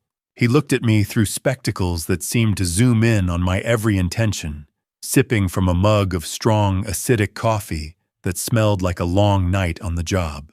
"I'm not here for a civil dispute, Garrett," I said, my voice as cold and analytical as a court transcript. "I'm here because my son was poisoned in his own bed, and I have 31 pages of forensic evidence that proves it." I systematically laid out the physical evidence, the recorded confession from the kitchen, the IP logs linking the insurance fraud to Marigold's laptop, the neighbor's testimony about those amber pharmacy bottles, and finally, the comprehensive audit Claude Wilson had compiled over 3 weeks of investigation. The audit was a masterpiece of cross-referencing bank statements, insurance portal logs, email timestamps, and medical appointment records, all woven together into an airtight narrative. Every transfer, every login, every lie documented with timestamps and screenshots across 31 single-spaced pages. I watched his professional skepticism slowly dissolve as my precision left no room for doubt. "You've done more work in 3 months than most of my detectives do in a year," he muttered, his eyes scanning the lab results that confirmed 15 milligrams of benzodiazepine per serving in the tea sample. I presented the cardiologist's emails where Julian described the metallic taste, the same copper bitterness I'd felt in that herbal tea. I explained the neutralization plan mentioned in the December emails, connecting the financial fraud to the physical decline of both men. The audit showed that the $220,000 insurance policy wasn't just changed, it was weaponized as the endgame of a plan that began 8 months before Julian's death. Emails, reports, logs, 31 pages. I was burying them in a landslide of their own making. He was a healthy, 43-year-old man, and his heart didn't just stop, I told him. It was stopped with premeditation, and I can prove the motive, the means, and the conspiracy. Garrett leaned back, a cold realization crossing his weathered features. He revealed that the bank manager's fraud report had already flagged the estate, but they were waiting for a family member to provide a physical motive. If the toxicology on the tea matches his symptoms, and if we can prove digoxin in the body, we have a capital case. He said, his bulldog face hardening into a look of predatory intent. He produced the paperwork for a court-ordered exhumation and a criminal search warrant for the Highland estate. The house felt different. When I returned that evening, the silence was no longer a secret, but a sentence. I pulled into the driveway and saw the heavy industrial padlock hanging shattered on the garage door, the first physical fracture in a war that had finally moved from the courtroom to the concrete. I didn't panic. I had deliberately left that lock weakened a lure for a predator who was running out of shadows. I stepped out of my car, the cold, gritty feel of the driveway under my shoes, grounding me as I moved toward the open threshold. The interior of the workshop was dark, but the sharp, stinging scent of raw gasoline lunged at me, thick and suffocating. Gasoline. The smell of a man who has run out of lies and started looking for matches. I flicked the light switch my silhouette cast by the porch light and found Vance Prescott frantically tearing through Julian's archived boxes. He had a metal bin at his feet and was tossing legal documents into it, his expensive suit jacket discarded on my workbench. "You are a bit late for spring cleaning, Vance," I said, my voice as level and cold as a winter morning. "The judge already has the highlights." Vance spun around, his eyes wide and wild. "You think you are so smart, old man," he hissed, clutching a handful of correspondence. "These papers are just trash now. Once they're ash, your little recording is just hearsay." He lunged toward me, but I stepped back behind the heavy mahogany workbench, leading him deeper into the workshop's interior. The garage wasn't a storage unit anymore. It was a digital lobster trap, and Vance had just crawled right into the center. I gestured toward the vintage wall clock above the lathe. "Smile for the clock, Vance. It has a better memory than I do." I watched the realization hit him as he saw the tiny, blinking blue light inside the clock's casing. I had installed a motion-activated cloud camera weeks ago. Every second of his forced entry, the gasoline, and his desperate attempt to destroy evidence was being uploaded in real time to Thane Garrison's secure server. "I will burn this whole place down with you in it," Vance screamed, reaching for a lighter in his pocket. Before he could strike it, I hit the remote trigger on my keychain. The rhythmic, mechanical whine of the security shutters filled the room as heavy steel slats slammed down over the windows and the main door sealing the perimeter. The garage was now a cage, and I was on the outside. I walked toward the house, the strobe-like flicker of police lights already appearing at the end of the block. "The experts are here, Vance?" I called out over the muffled, panicked pounding of his fists against the steel door, and they brought handcuffs. As the first cruiser screeched to a halt, the blue and red lights reflecting off the metal, I saw Beatrix standing on the porch. Our exterior cameras had already caught her handing Vance the lighter, the final act of complicity. She wasn't screaming or crying. She was staring at the ground as if she could already feel the soil of Julian's grave moving. The beginner had finished the game, and as the officers stepped toward her, I realized that while I had lost a son, I had finally cleared the rot from the house he loved.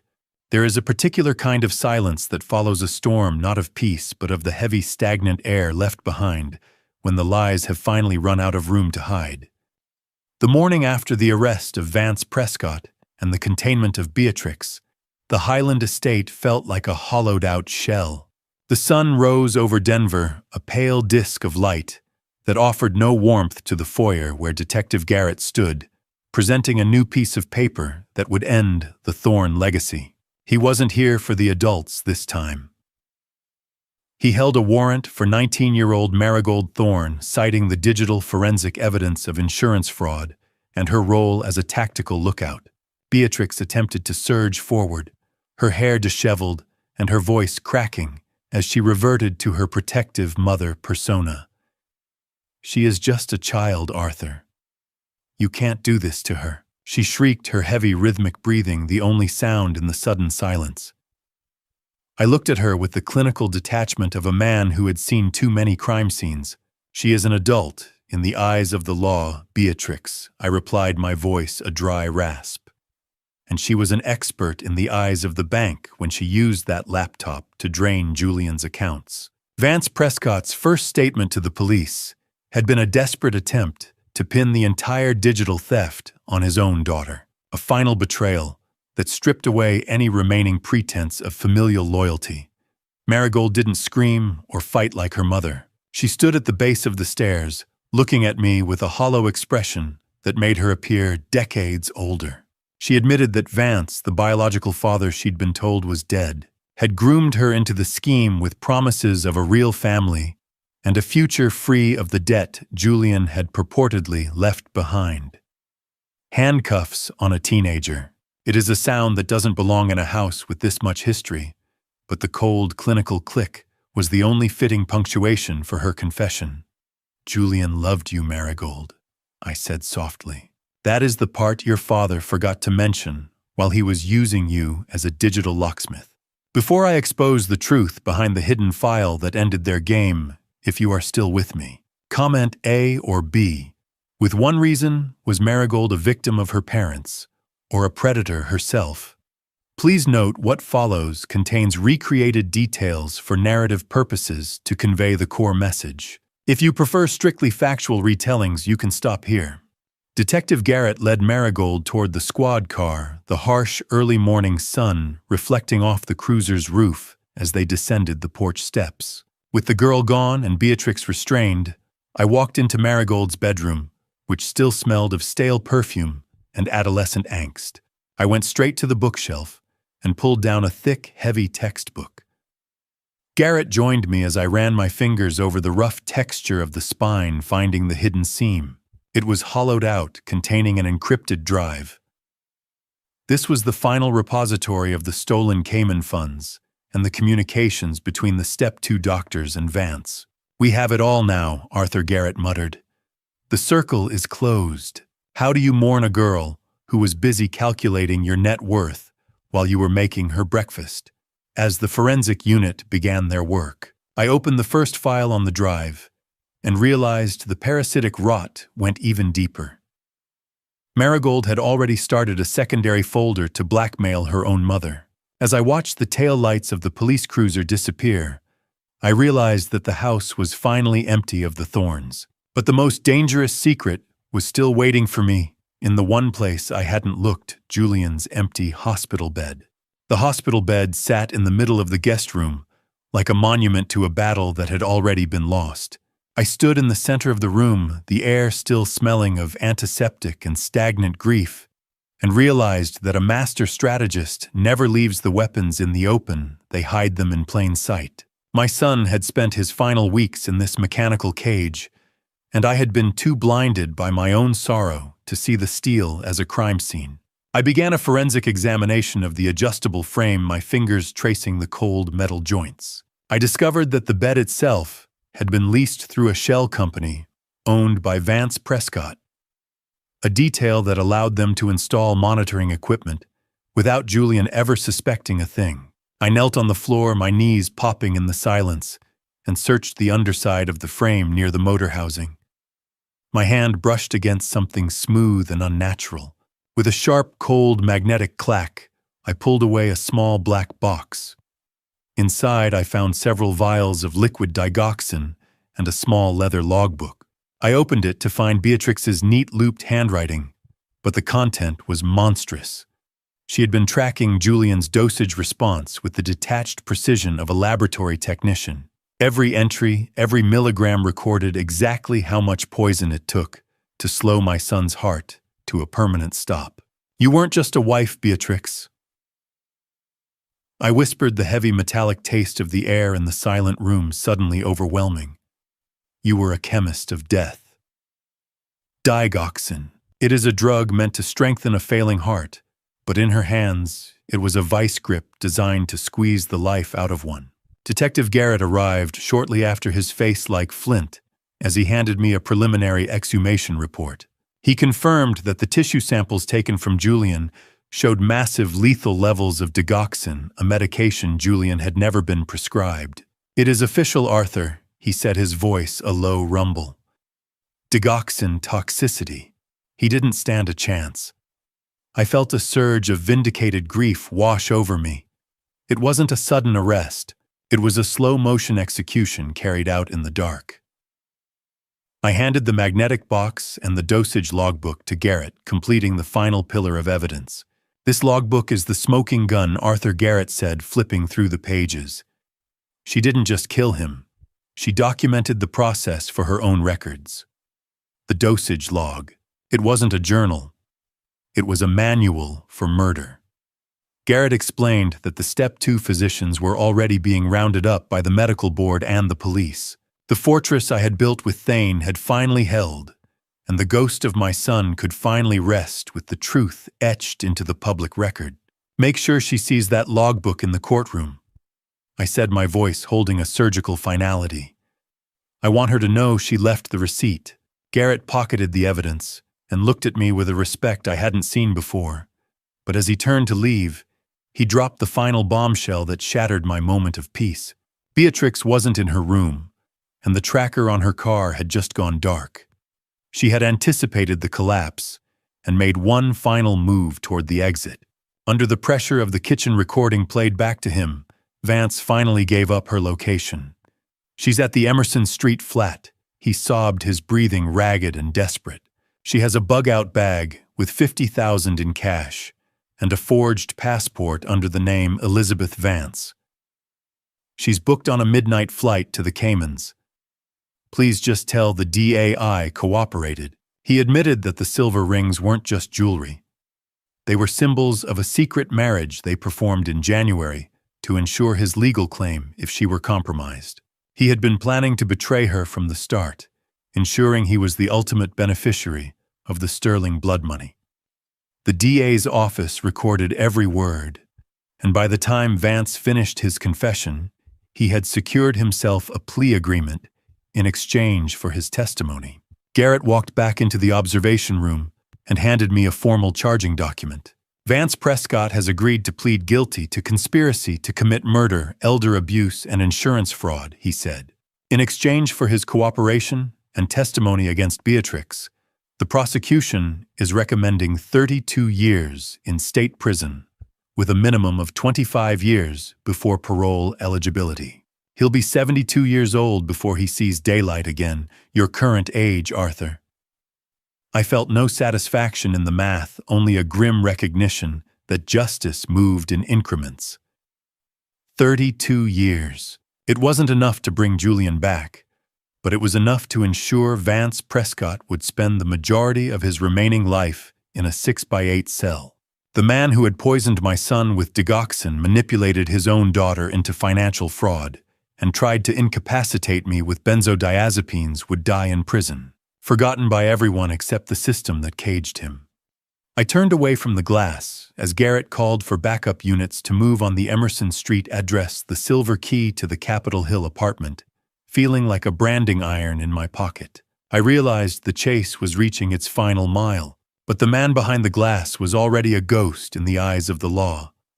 A ghost who had just signed his own epitaph in exchange for a slightly shorter sentence. "Garrett, get the sirens ready," I said, my voice hardening into a surgical edge. "We have a flight to cancel, and I want to be the one who opens that door." I moved toward the exit.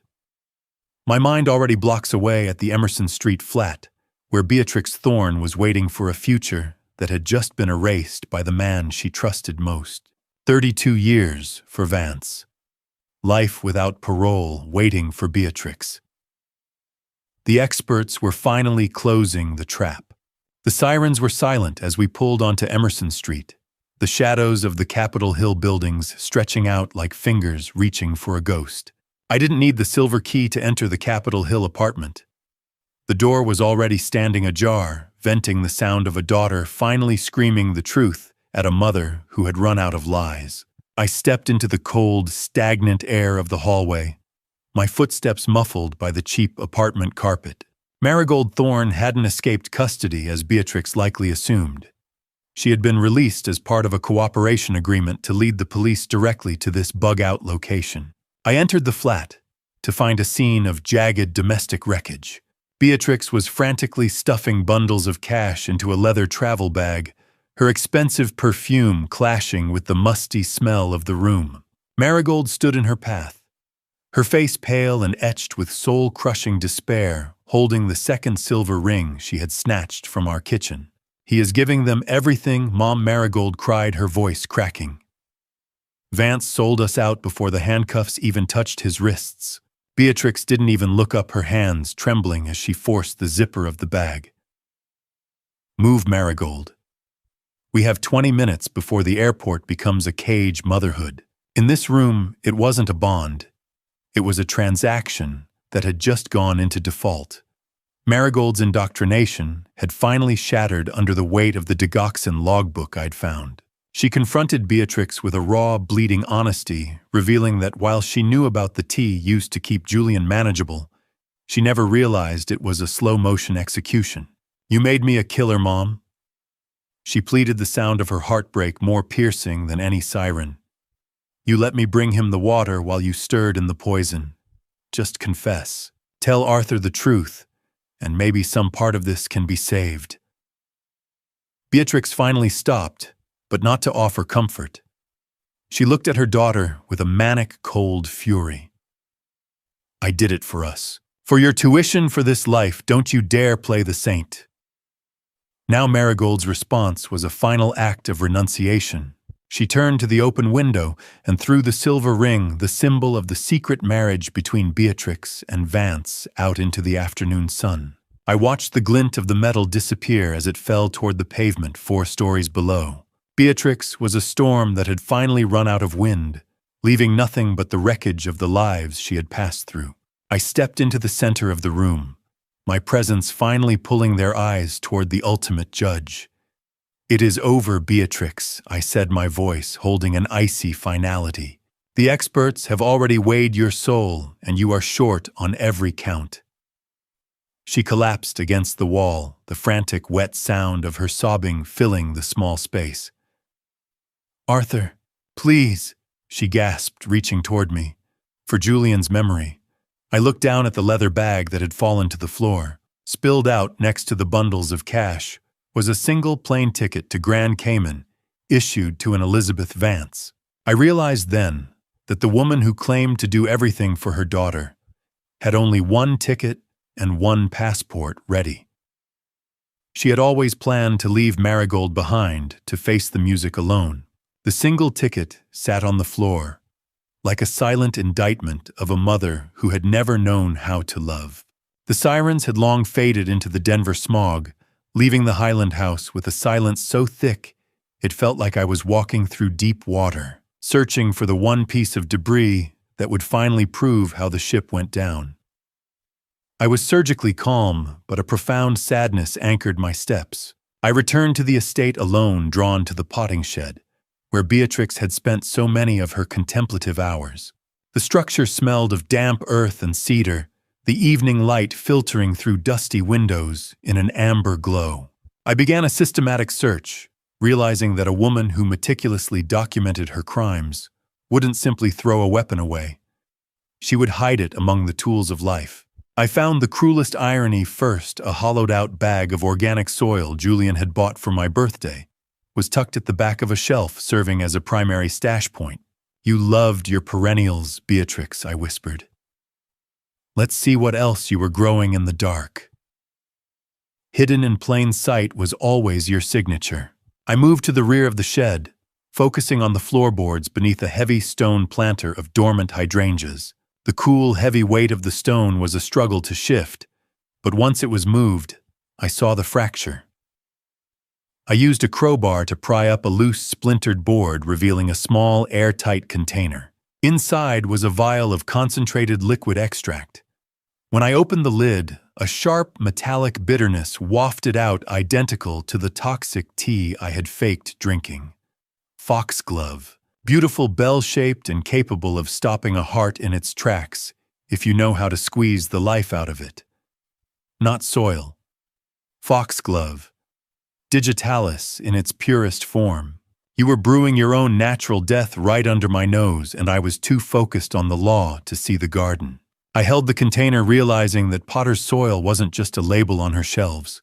It was the code name I had seen in the December emails between Vance and Beatrix. It was the step one they had discussed in the recording, the slow, untraceable weakening of Julian's heart, before the clinical step two physicians arrived to finish the job. How many times had I watched her tend these flowers, never realizing she was cultivating a cemetery in our own backyard? The cycle is finally complete, Julian. From the garden to the grave, and now back to me. This isn't just a bottle. It's the final period at the end of their sentence. As I prepared to seal the container in a plastic evidence bag, my fingers brushed against a second, smaller bottle hidden deeper in the cavity. This one bore a handwritten label that stopped my breath, A.S. Final. It was a confirmation that my own lethal dose had already been prepared, timed for the morning after the hearing. I was meant to be the final loose end they tied off. I held the glass up to the dying light of the Denver sunset and saw a small, etched serial number on the base. It didn't come from a pharmacy or a home brew kit, but from the very laboratory Julian had been investigating before he died. They hadn't just used nature. They had used Julian's own professional world to destroy him. I pulled the plastic evidence bag tight, the crinkle of the plastic sounding like a closing door, knowing that the sterling name was finally being cleansed of the rot she had planted. The walk back to the house felt lighter, as if the ghosts of the Highland estate had finally found their peace. I sat in my favorite rocking chair on the porch, the Potter's Soil bottle weighing down my pocket, and watched the high beams of the police cruisers sweep across the Highland neighborhood like a final curtain call. The evening rain began to fall, the smell of damp earth and fresh-cut grass rising to meet the rhythmic creak of the wooden chair. Beatrix was led out of the front door in handcuffs, the strobe-like flicker of blue and red lights dancing across her face, which had become a mask of ruined ambition. She stopped directly in front of me, her eyes burning with a desperate, toxic fire. "You will die alone in this museum, Arthur?" She spat, her voice a jagged remnant of her former poise. I was the only one who kept this place alive. I didn't stand or shout. I simply looked at her with the weary pity of a man who had seen the end of her story in 100 different case files. I would rather live in a tomb of my own making Beatrix than a palace built on my son's blood. She didn't know that my hand was resting on a hidden lapel mic, recording her final admission of intent for the first-degree murder charge that was already waiting for her. Handcuffs. They make a very specific sound when they are tightened on a person who thought they were above the law. I stood up and walked to the driveway to meet Detective Garrett.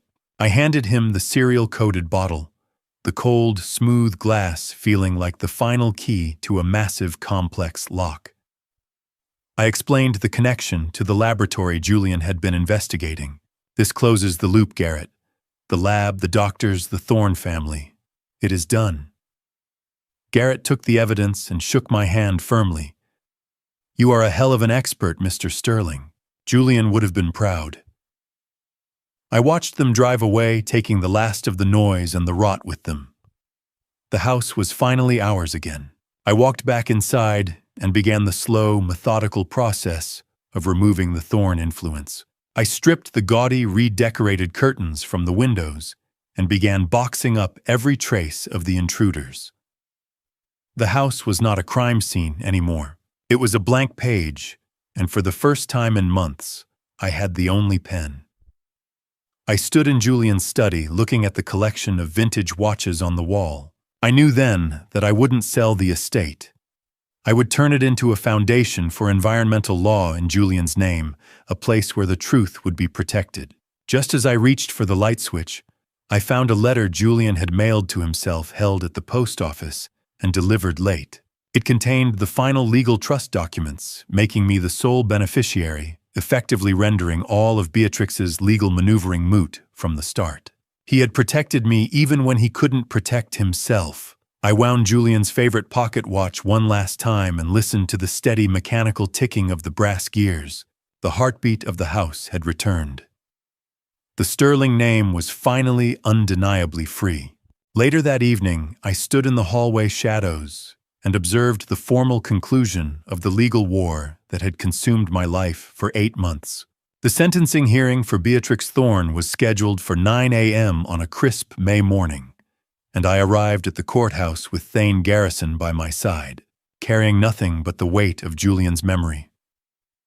The morning sun rose over the Highland estate, no longer a spotlight on a crime, but a warm hand on a new beginning. I adjusted my tie in the reflection of the courthouse's brass doors, not out of vanity, but because a man should look his best when he watches the law finally close the ledger on a murder. The heavy, rhythmic sound of my footsteps echoed in the high-ceilinged hall as I made my way to courtroom 4B for the final time. The smell of floor wax and stale air in the sentencing room felt less oppressive today, almost clinical. I sat in the gallery, my posture straight, as Judge Morris prepared to deliver the final verdict. Beatrix Thorne was led in, draped no longer in designer silk, but in the scratchy, synthetic orange of a county jumpsuit. She looked diminished, the predatory light in her eyes replaced by a frantic, hollow desperation. She attempted a last-minute appeal based on ineffective counsel, but the judge dismissed it with a wave of her hand, citing the recorded confession from my front porch as insurmountable evidence. Beatrix Thorne, you didn't just steal money. You stole a man's heartbeat and a father's future, Judge Morris declared, her voice ringing with a cold authority. You poisoned Julian Sterling with digoxin. Over a period of 6 weeks, documented every dose in a logbook, as if he were a laboratory experiment, and then turned your predatory attention to his 72-year-old father with benzodiazepines designed to destroy his mind. This court finds your actions to be among the most calculated and cold-blooded murders this jurisdiction has seen. The sentence is life imprisonment without the possibility of parole. I watched Beatrix's face crumble, a mask of ruined ambition sliding into the abyss. Life without parole. In the Highland, that is just another way of saying the end. The bailiffs led her away, her expensive perfume replaced by the industrial smell of despair. After the courtroom emptied, I met Thane Garrison and representatives from the insurance company in a private conference room. The atmosphere was deferential. The corporate lawyers who had once been obstacles were now eager to finalize the redirected payout under Colorado's Slayer rule. Because a murderer cannot profit from their crime.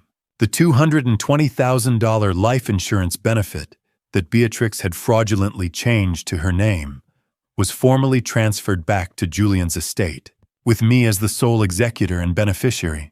Additionally, the recovered funds from the Cayman accounts, $47,800, and the $87,500 from Julian's savings account, were returned in full. The $50,000 Julian had left in the airport bag, minus the $1,800 I'd paid for the lab analysis, and a portion used for legal retainers, was added to the estate. In total, the settlement recovered over $400,000 in assets, ensuring that Julian's life work and legacy would be protected. We have waived the standard processing period, Mr. Sterling, given the extraordinary circumstances, the lead representative said, sliding a stack of documents toward me. What is the cash value of a son's laughter? The insurance company had a number, but they were off by an infinity. It was never about the money, I told them, my voice holding a stoic triumph, but I will make sure every cent of it burns a hole in the memory of what she tried to do. I signed the final release forms with a hand that didn't tremble, officially ending the legal battle that had begun with a suspicious phone call from an airport baggage handler 8 months ago. Marigold Thorne stood by the marble base of the Lady Justice statue, her shadow long and thin against the white stone. I didn't reach for my car keys. I stood frozen as the girl who had helped drain my son's life force took a step toward me, her eyes devoid of the youthful spark I'd seen when she first arrived at the Highland estate. She looked fragile, stripped of the Thorne arrogance, and she revealed that she had been released into a supervised halfway house program for her cooperation with the district attorney. She wasn't seeking my forgiveness, which was a mercy because I wasn't prepared to give it. Instead, she handed me a small leather-bound notebook. It was Julian's real field journal, the one she had kept hidden from Beatrix, even when her father tried to pin the whole fraud on her. I've renounced her, Arthur. She whispered, her voice barely audible over the Denver traffic. I legally changed my name this morning. I'm Marigold Sterling now. I want to carry the weight of what I helped tarnish. I took the book from her, feeling the coarse, aged texture of the leather. She told me Julian's last recorded words weren't about the pain or the betrayal, but about a memory of me teaching him to fly a kite at Sloan's Lake. Keep the money from your mother's trust, Marigold, I said, looking at the girl who now bore my name. I hope you find a way to earn a life that doesn't require a lawyer. I left her standing in the shadow of justice and drove toward the water. The multi-million-dollar check was still a heavy weight in my pocket, but as I pulled into Sloan's Lake Park, it felt like paper and nothing more. I walked the perimeter, the smell of lake water and evening grass filling my lungs. A kite, a string, some paper, and a gust of wind. It's a fragile thing to hold on to when the world is trying to cut the line. I found the specific spot Julian mentioned, sitting on a weathered bench that overlooked the Denver skyline reflected in the ripples. The experts were wrong. The most important things aren't the ones you can file in a folder. As the sun began to dip behind the Rockies, casting a blinding golden glare across the surface, I finally opened the journal. I read the final entries and felt the air leave my chest. Julian knew.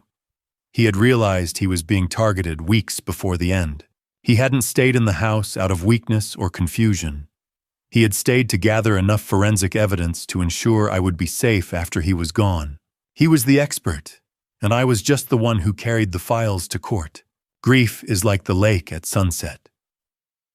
It looks beautiful from a distance, but the water is still cold enough to stop your heart if you fall in. I watched the orange light bleed across the lake and realized that my son's final act wasn't dying. It was winning the war before it even started. The journal mentioned he had planted a secondary war chest, a collection of personal letters to me hidden inside the vintage clock movements in the garage. He had been talking to me all along. I stood up from the bench, the journal tucked under my arm like the final piece of a jigsaw puzzle, and saw a single bright blue kite rising into the Denver sky, exactly where Julian said it would be.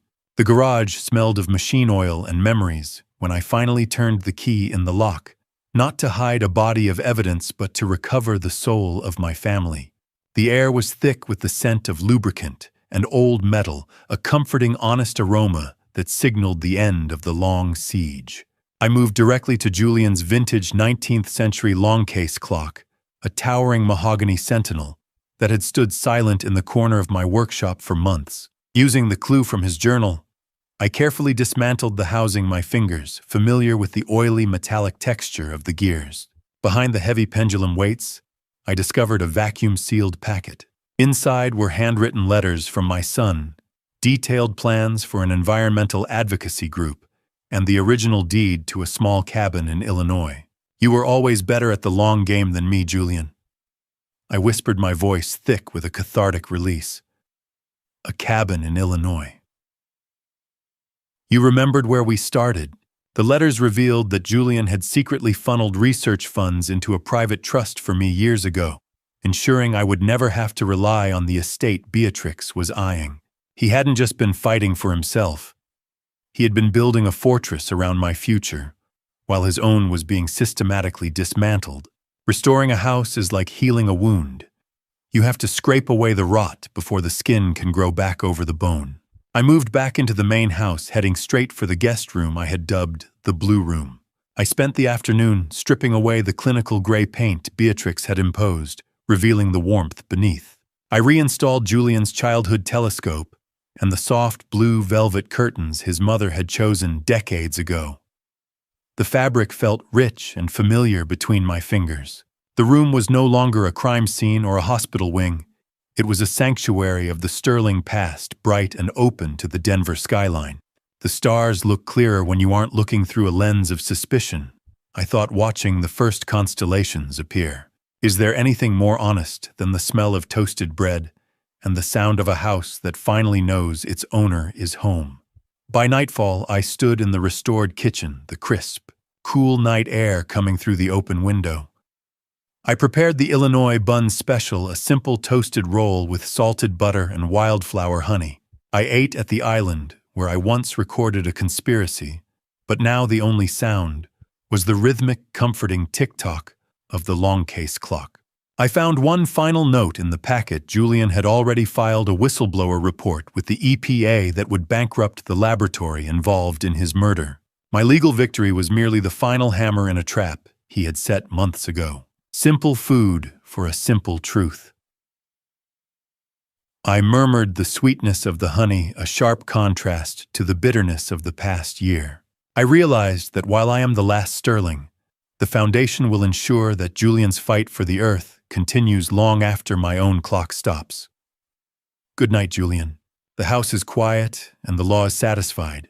I turned off the kitchen light and walked upstairs, the steady, honest heartbeat of the house following me for the first time in months. As the Project 159KV4 folder lay closed on the desk, no longer a case to be solved, but a story finally told. Success in the law is measured in verdicts, but redemption is measured in the depth of the first full breath you take once the courtroom doors are locked behind you for good. I sat in my study one final time, the room smelling of autumn air and old paper, as Thane Garrison placed the charter for the Julian Sterling Foundation for Environmental Justice on the mahogany desk. With a steady hand, I signed the document, officially transferring the recovered Cayman funds and the insurance settlement into a trust that would ensure my son's life work continued long after I was gone. This house was a fortress, Thane, I said, handing over the heavy brass keys to the board members. Now it is a lighthouse. You have left a legacy that even the thorns couldn't poison. He replied, his voice full of a noble satisfaction. I didn't tell him that the potter's soil bottle wasn't the final strike. Before I even entered the room, I had sent a digital file to the state bar, a video I'd secured of Hunter Volos admitting his role in the conspiracy during a panicked meeting with Beatrix. By the time I crossed the state line, his career would be as dead as his conscience. I performed a final walkthrough of the empty rooms, the floorboards silent beneath my feet. I checked the wall clocks one last time, ensuring their pendulums were stilled. Silence. It used to be a threat in this house. Now it is a benediction. I picked up the single suitcase I had packed. Inside were my watchmaker's tools and Julian's field journal. I left behind the folders, the digital evidence, and the crushing weight of the investigation. The experts have left the building, I whispered to the empty foyer. It is just time now. Real time. I stopped at the front door, and ran my hand over the smooth, worn leather of the Illinois cabin deed Julian had hidden for me. It was a path back to a simpler life, a gift from a son who knew his father better than I had realized. What does a man do once the war is over? He stops counting the bullets and starts counting the stars.